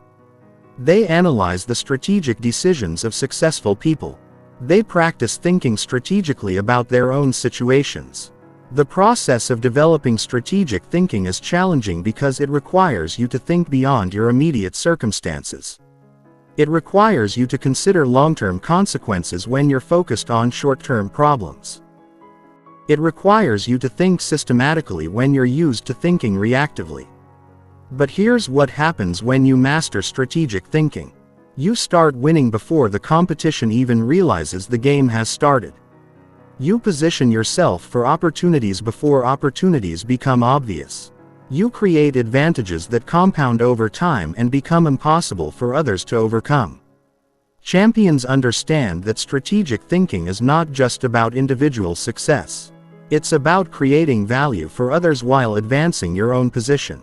It's about finding win-win solutions that strengthen your position while helping others achieve their goals. Most people will hear about strategic thinking and continue thinking tactically. They'll focus on immediate problems while ignoring long-term positioning. They'll make reactive decisions while champions make proactive decisions. They'll play the game that's in front of them while champions design the game they want to play. You're different. You're not just here to learn about strategic thinking. You're here to master it. You're not just here to understand how champions think ahead. You're here to develop the ability to think 3 steps ahead of everyone else. You're not just here to want strategic thinking. You're here to become a strategic thinker. But strategic thinking without competitive fire is just academic exercise. You need to develop the mindset that not only outthinks the competition but obliterates them through superior mental programming and execution. Chapter 11. The Competitor's Edge. Champions don't compete with others. They obliterate them. While average people hope to win, champions expect to dominate. While others play to participate, champions play to annihilate their competition. While most people are satisfied with beating their opponents, champions are only satisfied when their opponents are so thoroughly defeated that they question whether they should even be competing. Here's the brutal truth about your competitive mindset. You're still afraid of real competition. You're still playing not to lose instead of playing to win. You're still hoping your competition fails instead of ensuring your competition fails through your superior performance. You're still competing like an amateur when you need to compete like a destroyer. Champions don't just want to win. They want to win so decisively that there's no question about who's superior. They don't just want to beat their competition. They want to demoralize their competition. They don't just want to succeed. They want to succeed so magnificently that their competition gives up trying to compete with them. The first component of the competitor's edge is intimidation factor. You need to develop a presence and performance level that makes your competition nervous before the competition even begins. You need to become so formidable that others doubt their ability to compete with you before they even try. Champions understand that competition begins long before the actual contest. It begins the moment your competition learns they'll be facing you. Champions have built reputations that precede them. Their names alone create doubt in the minds of their competitors. Intimidation factor doesn't mean you try to scare people. It means your track record of excellence speaks so loudly that your competition knows they're facing someone special. It means your preparation is so thorough that others feel underprepared by comparison.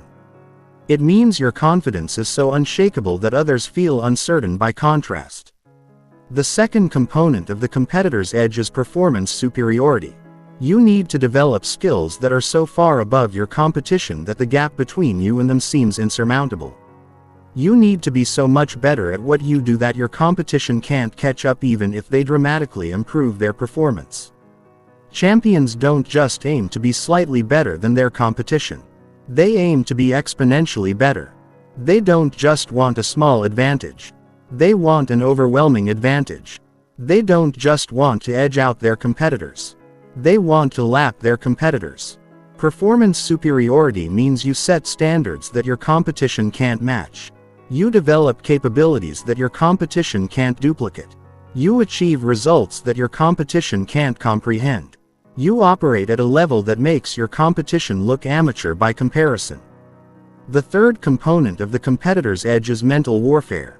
You need to understand how to get inside your competition's heads and make them doubt themselves, second-guess their decisions, and lose confidence in their abilities. You need to become a master of psychological pressure. Champions understand that competition is as much mental as it is physical or technical. They know how to apply psychological pressure that makes their opponents crack under stress. They know how to create doubt in their competitors' minds. They know how to make their opponents beat themselves. Mental warfare doesn't mean you cheat or behave unethically. It means you understand the psychological dimensions of competition and use them to your advantage. It means you know how to stay calm when your opponents are nervous. It means you know how to project confidence when your opponents are doubtful.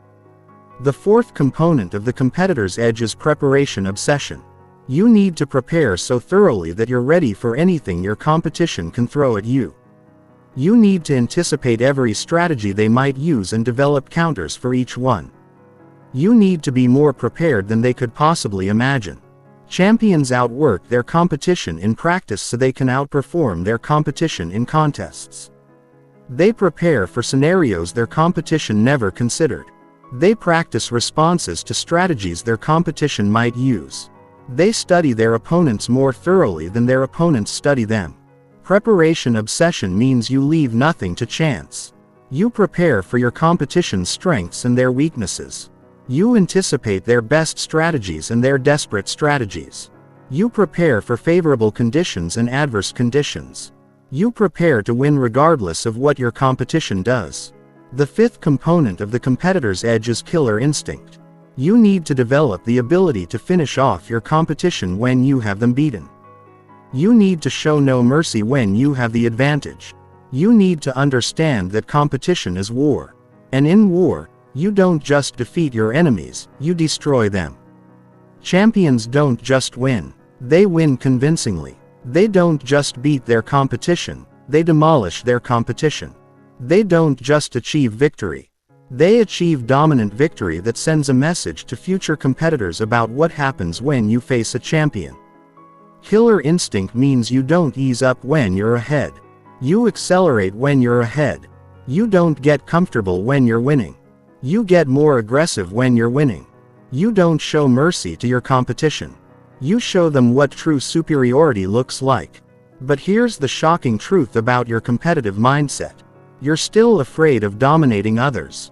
You're still playing with kid gloves when you need to be playing with killer instinct. You're still trying to be nice when you need to be trying to be superior.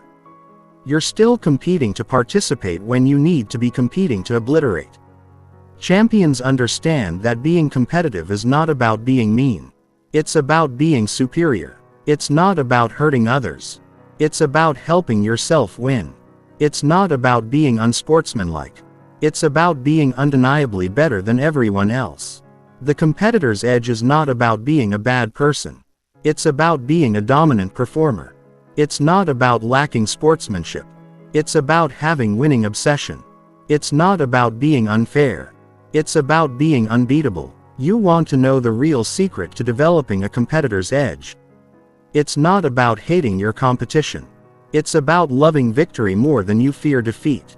It's not about wanting others to fail. It's about refusing to accept your own failure. It's not about being negative toward others. It's about being relentlessly positive about your own dominance.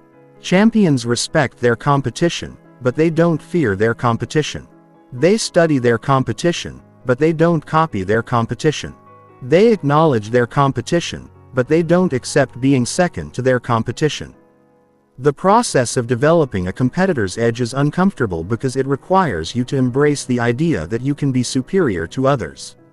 It requires you to believe that you deserve to win more than your competition deserves to win. It requires you to pursue dominance instead of settling for adequacy. But here's what happens when you develop a true competitor's edge. You start winning contests before they begin because your reputation precedes you. You start intimidating your competition through your preparation and presence. You start dominating your field because you refuse to accept anything less than total victory. Champions understand that the competitor's edge is not just about beating others. It's about pushing others to become better through your example of excellence. It's about raising the standards in your field through your superior performance. Most people will hear about developing a competitor's edge and continue competing casually. They'll play not to lose while champions play to dominate. They'll hope for victory while champions expect victory. They'll accept close losses while champions accept only decisive victories. You're different. You're not just here to learn about competition. You're here to master it. You're not just here to understand how champions compete. You're here to develop the killer instinct that separates champions from everyone else. You're not just here to want to win. You're here to become someone who always wins. But having a competitor's edge without a mastery mentality is just winning without improvement. You need to develop an obsession with getting better that never ends, regardless of how successful you become. Chapter 12. Mastery Mentality. Champions never stop improving. They're obsessed with perfection. While average people get comfortable with good enough, champions are tormented by anything less than excellent. While others celebrate reaching their goals, champions immediately set bigger goals. While most people rest on their achievements, champions use their achievements as launching pads for greater achievements. Here's the brutal reality about your current relationship with mastery. You haven't even scratched the surface of mastery. You think you're good at something because you're better than average. You think you've mastered something because you've learned the basics. But mastery isn't about being better than other people. Mastery is about being better than you were yesterday and tomorrow being better than you are today. Champions understand something that will shock you. There is no finish line in mastery. There is no point where you can say you've arrived. There is no level where you can stop improving. Mastery is an infinite game, and champions play infinite games to become infinitely better. The first principle of mastery mentality is perfection pursuit. You need to become obsessed with perfect execution even though you know perfection is impossible to achieve. You need to pursue the impossible standard because the pursuit itself creates excellence that would be impossible to achieve by pursuing achievable standards. Champions don't pursue perfection because they think they can achieve it. They pursue perfection because the pursuit of perfection produces a level of excellence that pursuing excellence could never produce. They aim for impossible standards because impossible standards create possible breakthroughs. Perfection pursuit means you're never satisfied with your current performance level. You always see room for improvement. You always identify ways to execute better. You always find details that could be refined. You become someone who gets better even when others think you're already the best. The second principle of mastery mentality is deliberate practice. You need to systematically work on your weaknesses instead of just repeating your strengths. You need to practice at the edge of your capabilities instead of in your comfort zone. You need to focus on improvement instead of just performance. Champions don't just practice. They practice deliberately. They don't just repeat activities. They repeat activities with the specific intention of improving specific aspects of their performance. They don't just put in time. They put in focused time designed to produce specific improvements. Deliberate practice means you identify your weaknesses and attack them systematically. You break down complex skills into component parts and improve each part individually. You practice in conditions that are more difficult than performance conditions. You seek feedback that helps you identify areas for improvement. The third principle of mastery mentality is continuous learning. You need to maintain beginner's mind even when you become an expert. You need to keep studying your field even when you know more than most people in your field. You need to remain teachable even when you become the teacher. Champions are lifelong learners. They never stop studying. They never stop asking questions. They never stop seeking new information. They understand that the moment you think you know everything is the moment you stop improving. Continuous learning means you stay curious about your field. You read books, attend seminars, seek mentors, and study the best practices of others in your industry. You remain open to new ideas even when those ideas challenge your current methods. You treat every experience as a learning opportunity. The fourth principle of mastery mentality is standard elevation. You need to constantly raise your standards for what constitutes acceptable performance. You need to make yesterday's best performance today's minimum standard. You need to become someone who gets better at getting better. Champions don't just raise their performance, they raise their standards. They don't just improve their results, they improve their expectations for their results. They don't just get better, they demand better from themselves. Standard elevation means you're constantly redefining what good enough means to you. You make exceptional performance your normal performance. You turn outstanding results into standard results.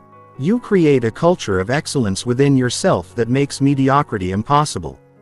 The fifth principle of mastery mentality is teaching integration. You need to teach what you're learning because teaching forces you to understand your knowledge at a deeper level. You need to mentor others because mentoring others makes you examine your own processes and improve them. Champions are teachers. They share their knowledge because sharing knowledge deepens knowledge. They mentor others because mentoring forces them to articulate their methods and improve their methods. They understand that teaching is learning at the highest level. Teaching integration means you look for opportunities to share your expertise with others. You explain your methods to teammates. You mentor people who are trying to improve in your field. You create content that helps others understand what you've learned. But here's the shocking truth about your relationship with mastery. You're still satisfied with being good when you need to be obsessed with being great. You're still accepting current performance levels when you need to be demanding higher performance levels. You're still thinking you know enough when you need to be knowing you don't know enough. Champions are never satisfied, not because they're ungrateful, but because satisfaction kills improvement. Not because they don't appreciate their progress, but because appreciation without aspiration leads to stagnation. Not because they can't enjoy their success, but because they know their current success is just preparation for greater success. The mastery mentality is not about being perfectionist. It's about being progressionist. It's not about never being satisfied. It's about never being stagnant. It's not about always pushing harder. It's about always pushing smarter.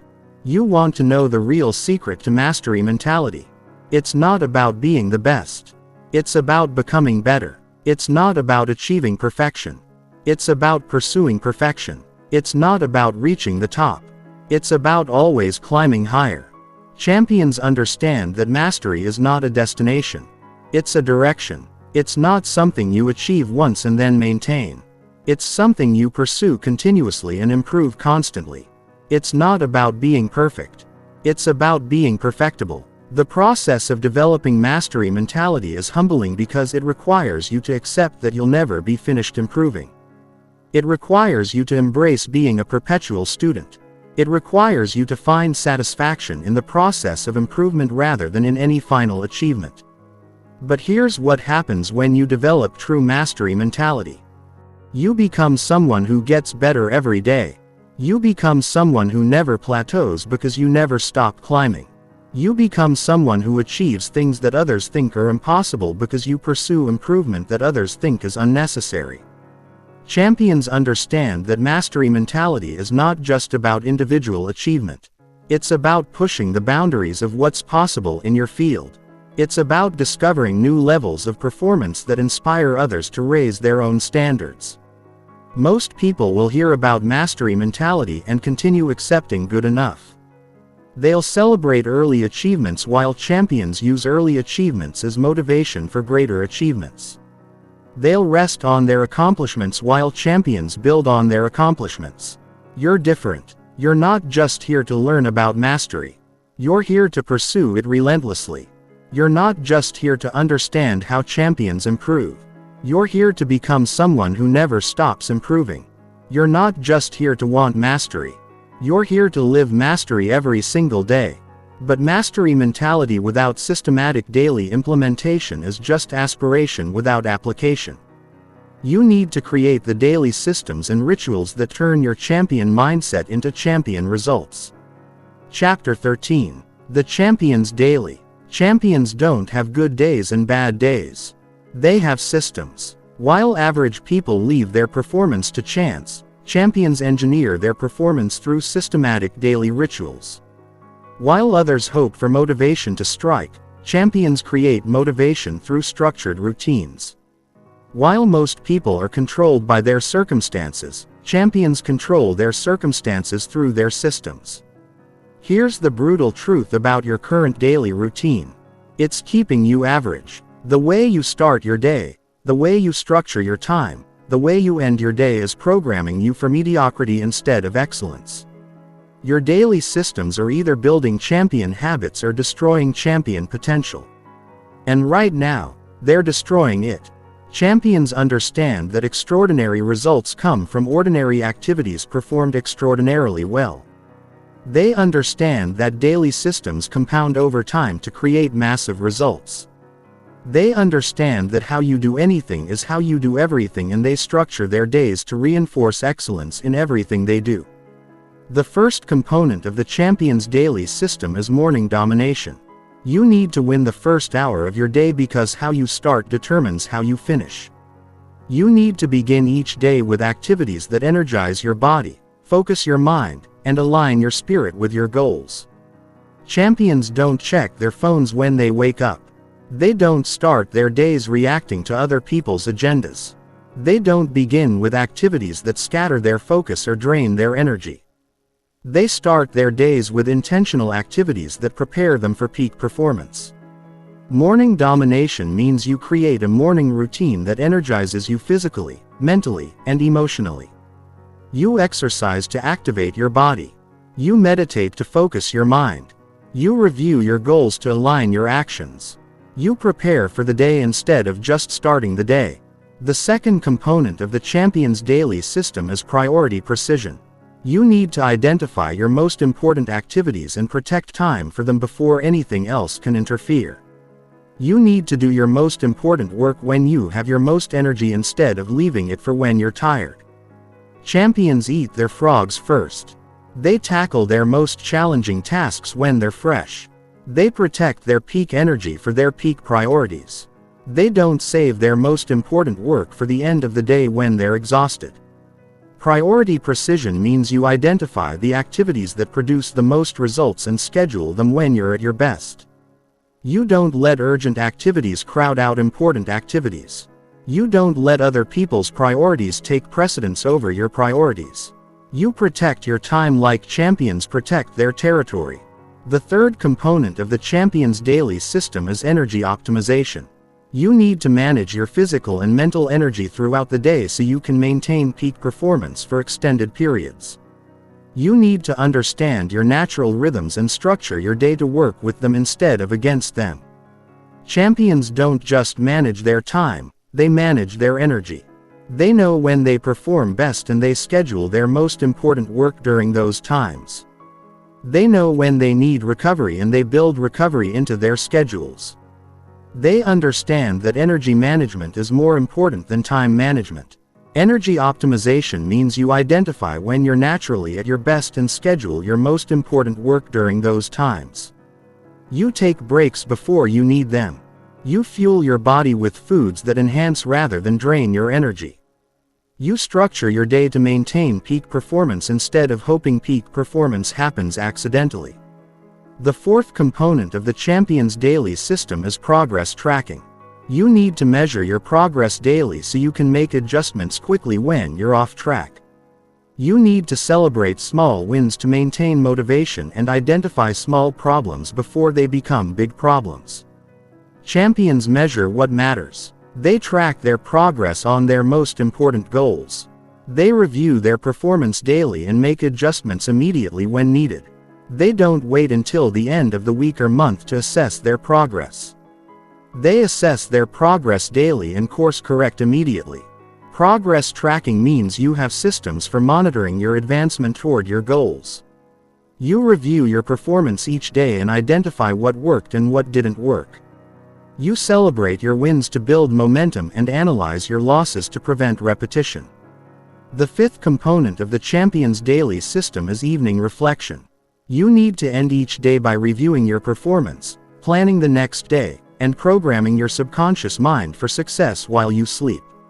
You need to finish each day intentionally instead of just letting it end. Champions don't just collapse at the end of the day. They complete each day by reviewing what they accomplished, what they learned, and what they'll improve tomorrow. They plan the next day before the next day arrives. They program their minds for success while they sleep. Evening reflection means you create a nighttime routine that helps you process the day's events, plan for tomorrow's challenges, and prepare your mind for restorative sleep. You review your wins and losses.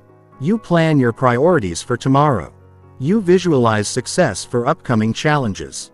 But here's the shocking reality about your current daily systems. They're random instead of systematic. They're reactive instead of proactive. They're casual instead of strategic. You're leaving your performance to chance when you should be engineering your performance through superior systems. Champions understand that daily systems are the bridge between goals and achievements. Goals are what you want to accomplish. Systems are how you accomplish them. Champions focus more on perfecting their systems than on achieving their goals. Because perfect systems produce perfect results automatically. The champion's daily system is not about being rigid. It's about being intentional. It's not about having no flexibility. It's about having structure that supports flexibility. It's not about controlling every moment. It's about controlling the moments that matter most. You want to know the real secret to champion daily systems. It's not about having perfect days. It's about having systematic days. It's not about never making mistakes. It's about systematically minimizing mistakes. It's not about being perfect. It's about being consistently excellent. Champions understand that daily systems compound over time. Small improvements in your daily routine create massive improvements in your life results. Tiny optimizations in your daily systems produce enormous optimizations in your long-term outcomes. The process of creating champion daily systems is challenging because it requires you to give up spontaneity for structure, casualness for intentionality, and randomness for system. It requires you to become someone who engineers their days instead of just experiencing their days. But here's what happens when you create champion daily systems. Your performance becomes predictable instead of unpredictable. Your results become consistent instead of inconsistent. Your progress becomes inevitable instead of accidental. Champions understand that daily systems are not just about individual performance. They're about creating a lifestyle that supports your highest aspirations. They're about becoming the kind of person who achieves their goals as a natural result of who they are and how they live. Most people will hear about daily systems and continue living randomly. They'll hope for good days while champions create good days. They'll depend on motivation while champions depend on systems. They'll leave their performance to chance while champions engineer their performance through design. You're different. You're not just here to learn about daily systems. You're here to create them. You're not just here to understand how champions structured their days. You're here to structure your days like a champion. You're not just here to want better daily habits. You're here to build better daily systems. But having championed daily systems without knowing how to handle both success and failure will sabotage your long-term development. You need to develop the psychological skills to manage victory and defeat with equal wisdom. Chapter 14. Handling Success and Failure. Champions handle victory and defeat the same way. Strategically, while average people get drunk on success and devastated by failure, champions use both as fuel for their fire. While others celebrate victories by relaxing their standards, champions celebrate victories by raising their standards.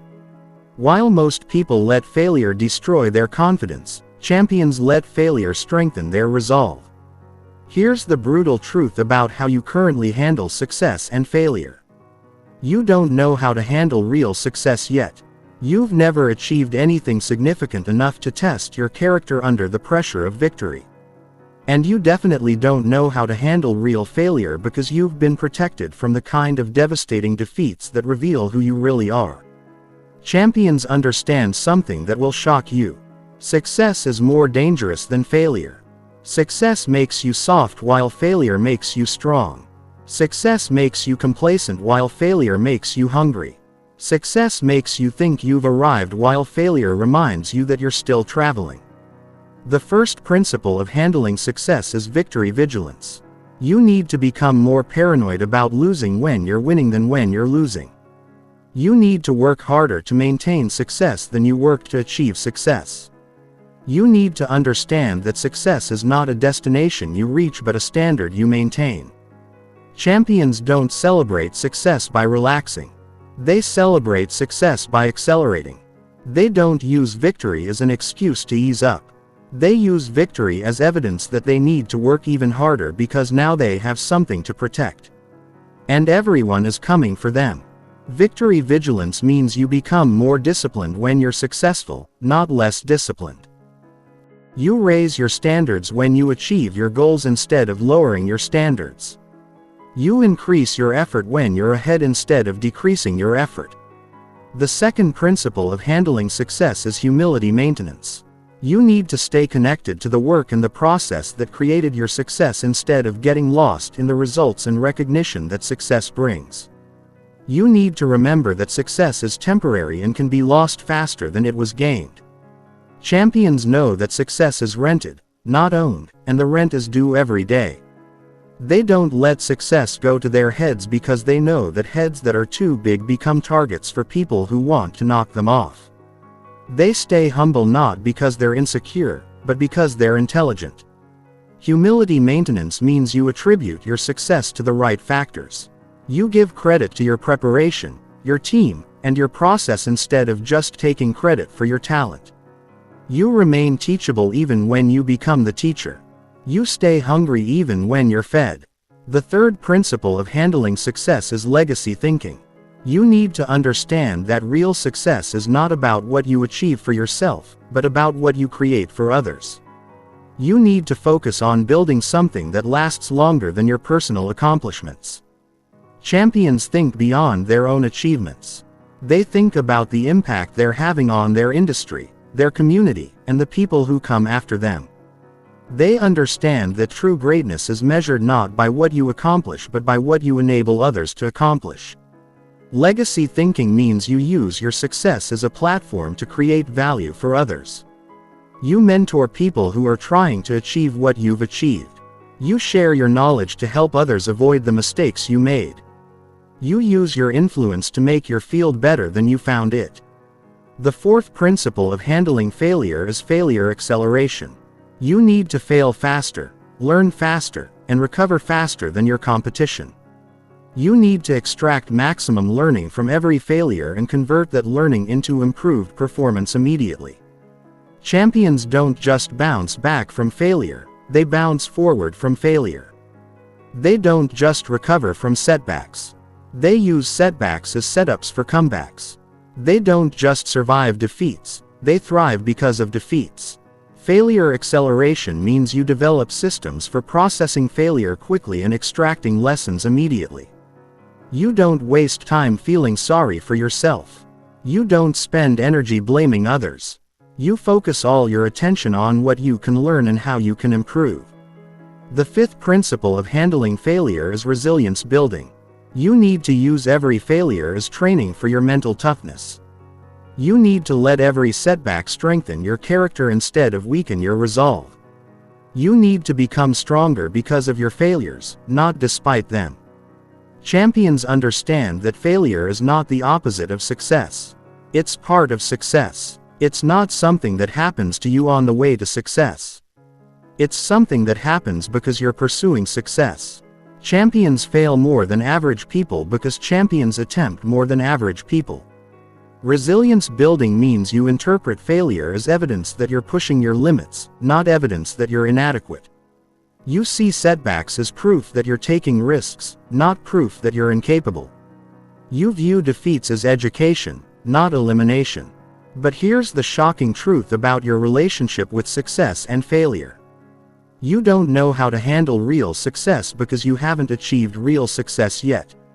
And you don't know how to handle real failure because you haven't risked real failure yet. You're still playing in the shallow end when champions play in the deep end. Champions have a different relationship with both success and failure because they understand that both are temporary states, not permanent identities. They don't let success make them soft and they don't let failure make them quit. They use both as fuel for continued improvement. The ability to handle success and failure strategically is what separates champions from people who have brief moments of success. Most people can handle one or the other, but not both.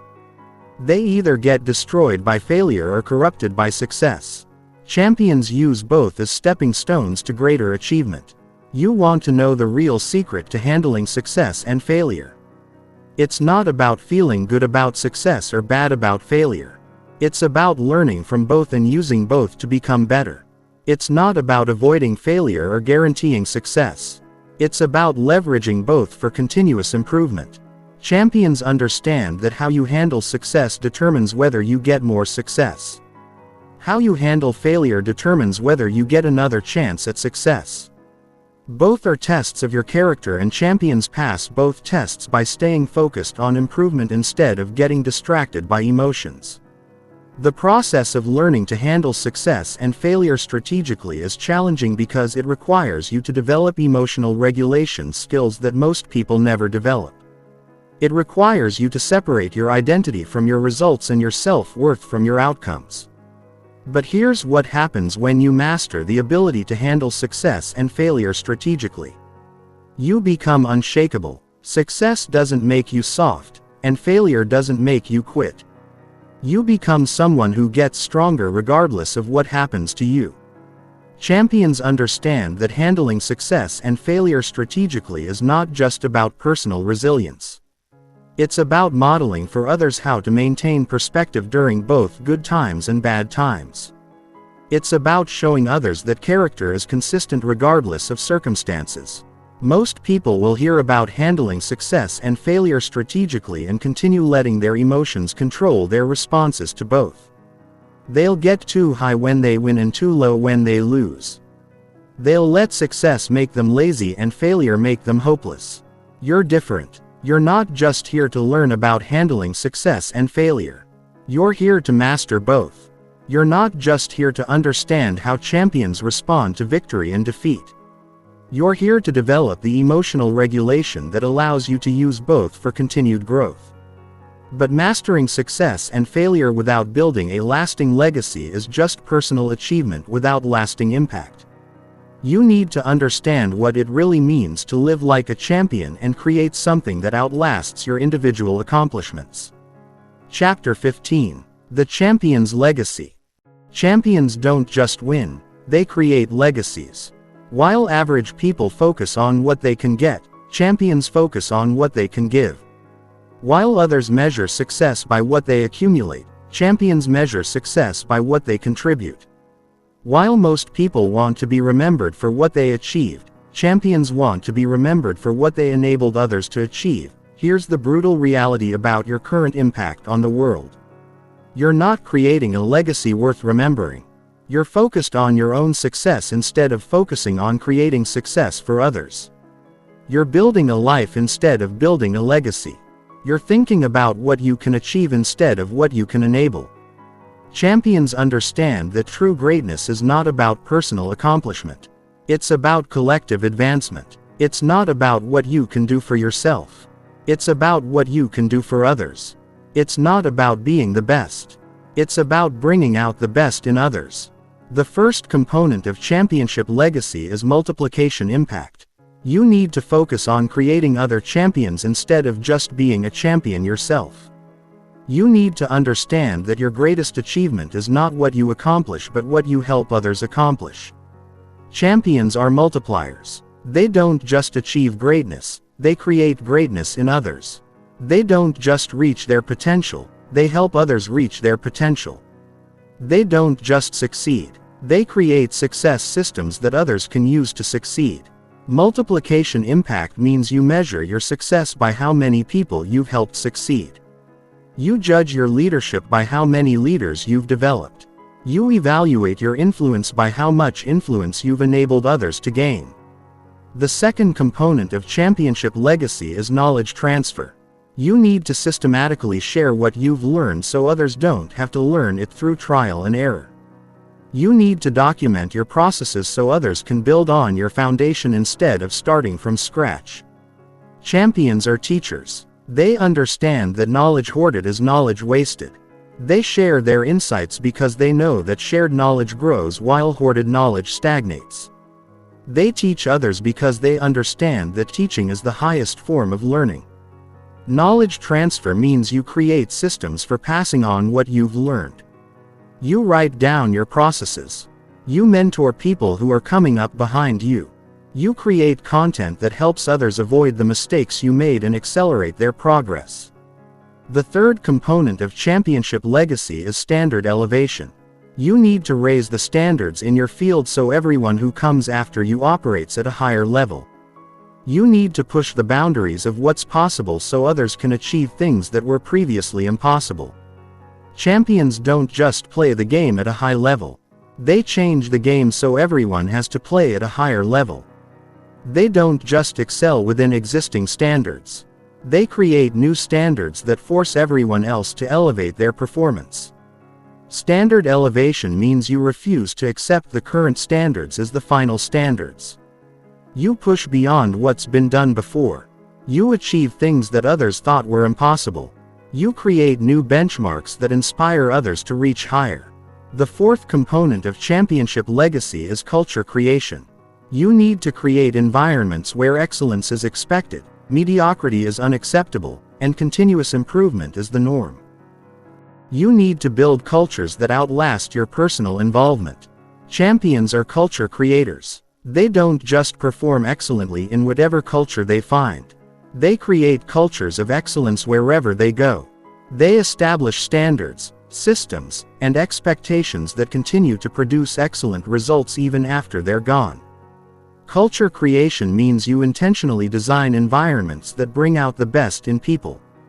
You establish values that guide behavior. You create systems that reward excellence and eliminate mediocrity. You build cultures that are self-reinforcing and self-improving. The fifth component of championship legacy is next-generation development. You need to focus on developing the people who will surpass your achievements. You need to create champions who are better than you are. You need to measure your success by how much better your successors are than you. Champions want to be surpassed.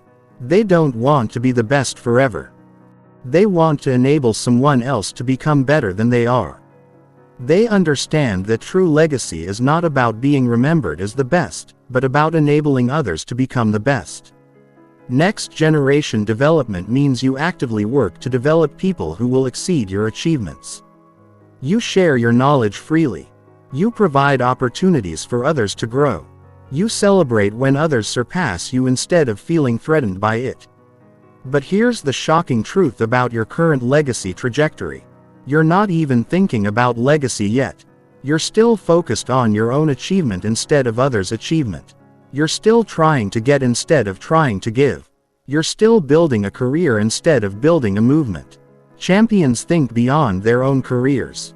They think about the impact they're having on their industry, their community, and the world.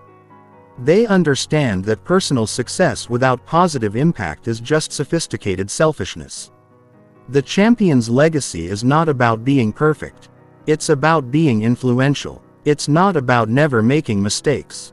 It's about helping others learn from your mistakes. It's not about being the greatest. It's about creating greatness in others. You want to know the real secret to building a champion's legacy.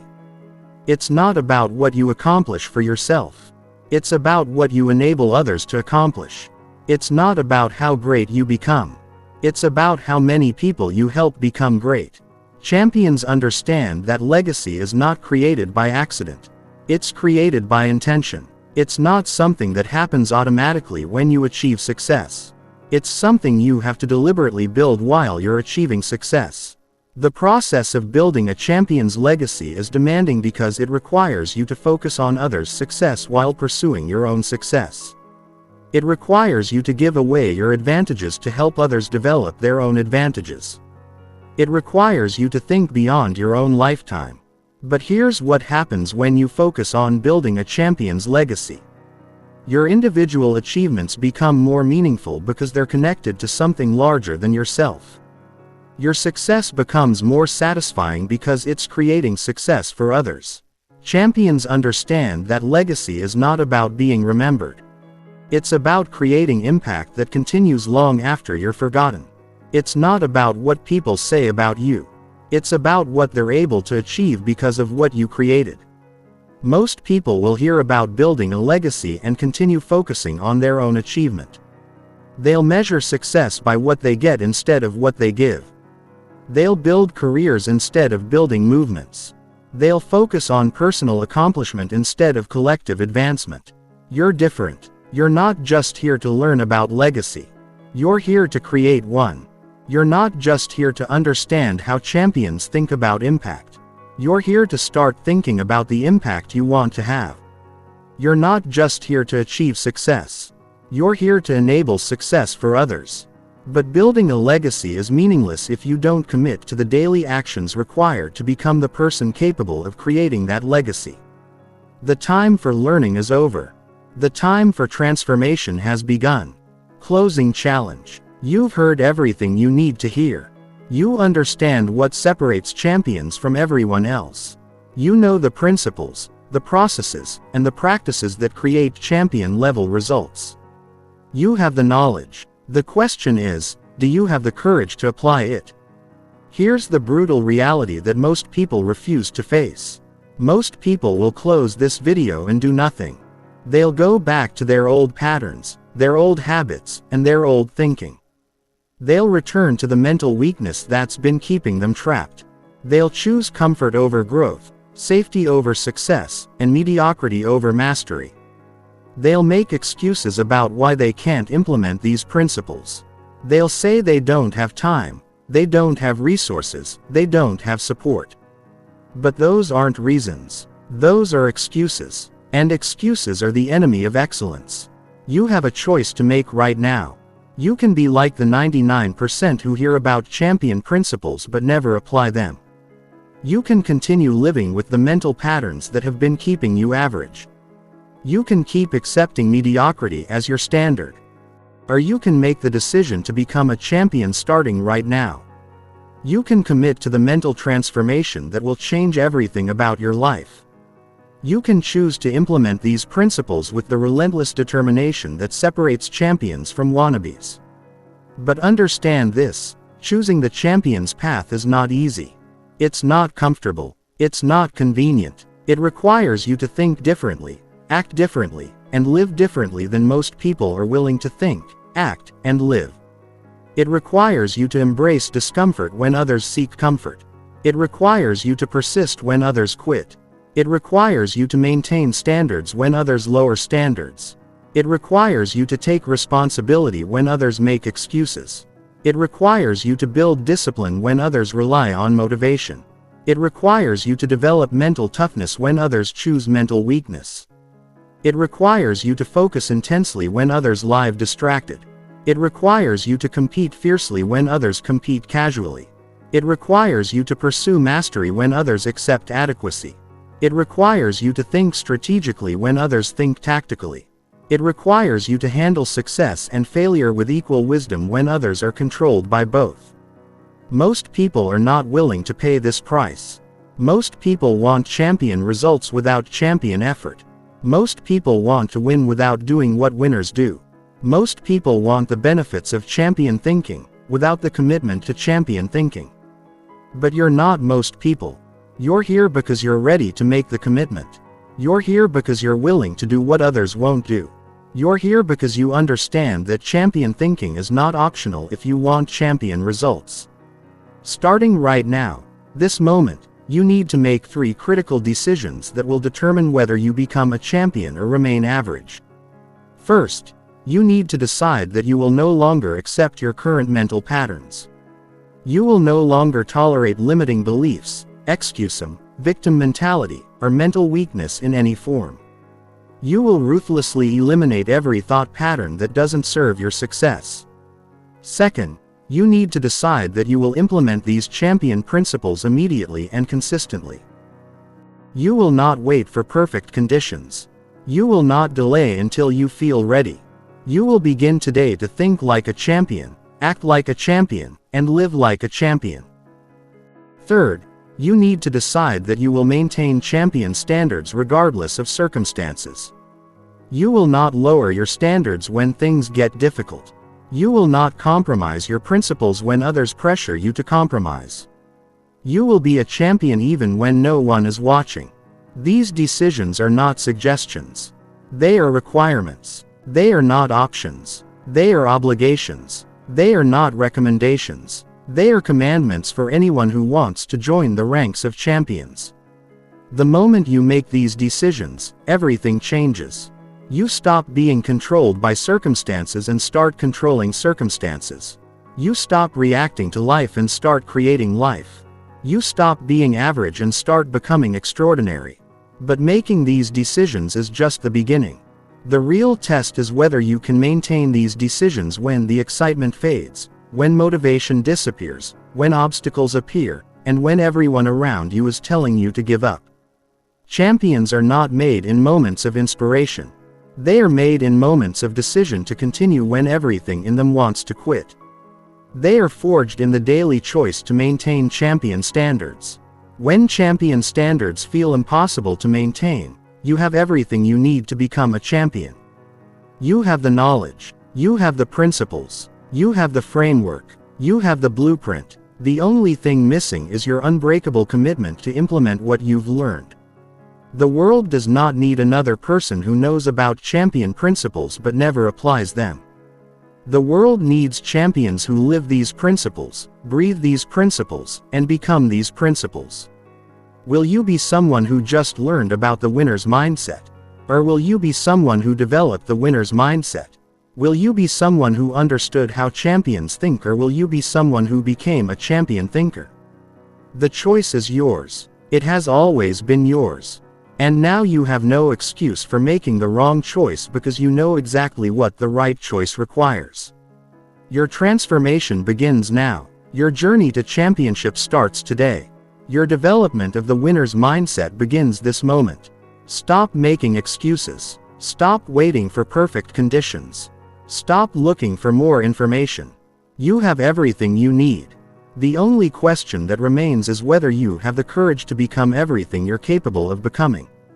Champions are not born. They are made. They are made through decision, through commitment, through discipline, and through relentless pursuit of excellence in every area of their lives. You are not the same person who started listening to this. You now have the mental framework to think like a champion. You have the psychological tools to act like a champion. You have the strategic knowledge to compete like a champion. But knowledge without application is worthless. Understanding without implementation is useless. Learning without living is meaningless. The time for learning is over. The time for excuses is finished. The time for delay has ended. The time for championship has begun. The question is not whether you can become a champion. The question is whether you will become a champion. Your future is waiting. Your potential is calling. Your championship is possible, but only if you decide right now that you will pay the price, do the work, and become the person capable of champion-level results. Make the decision. Make the commitment. Make the transformation. Become the champion you were born to be. Your journey starts now.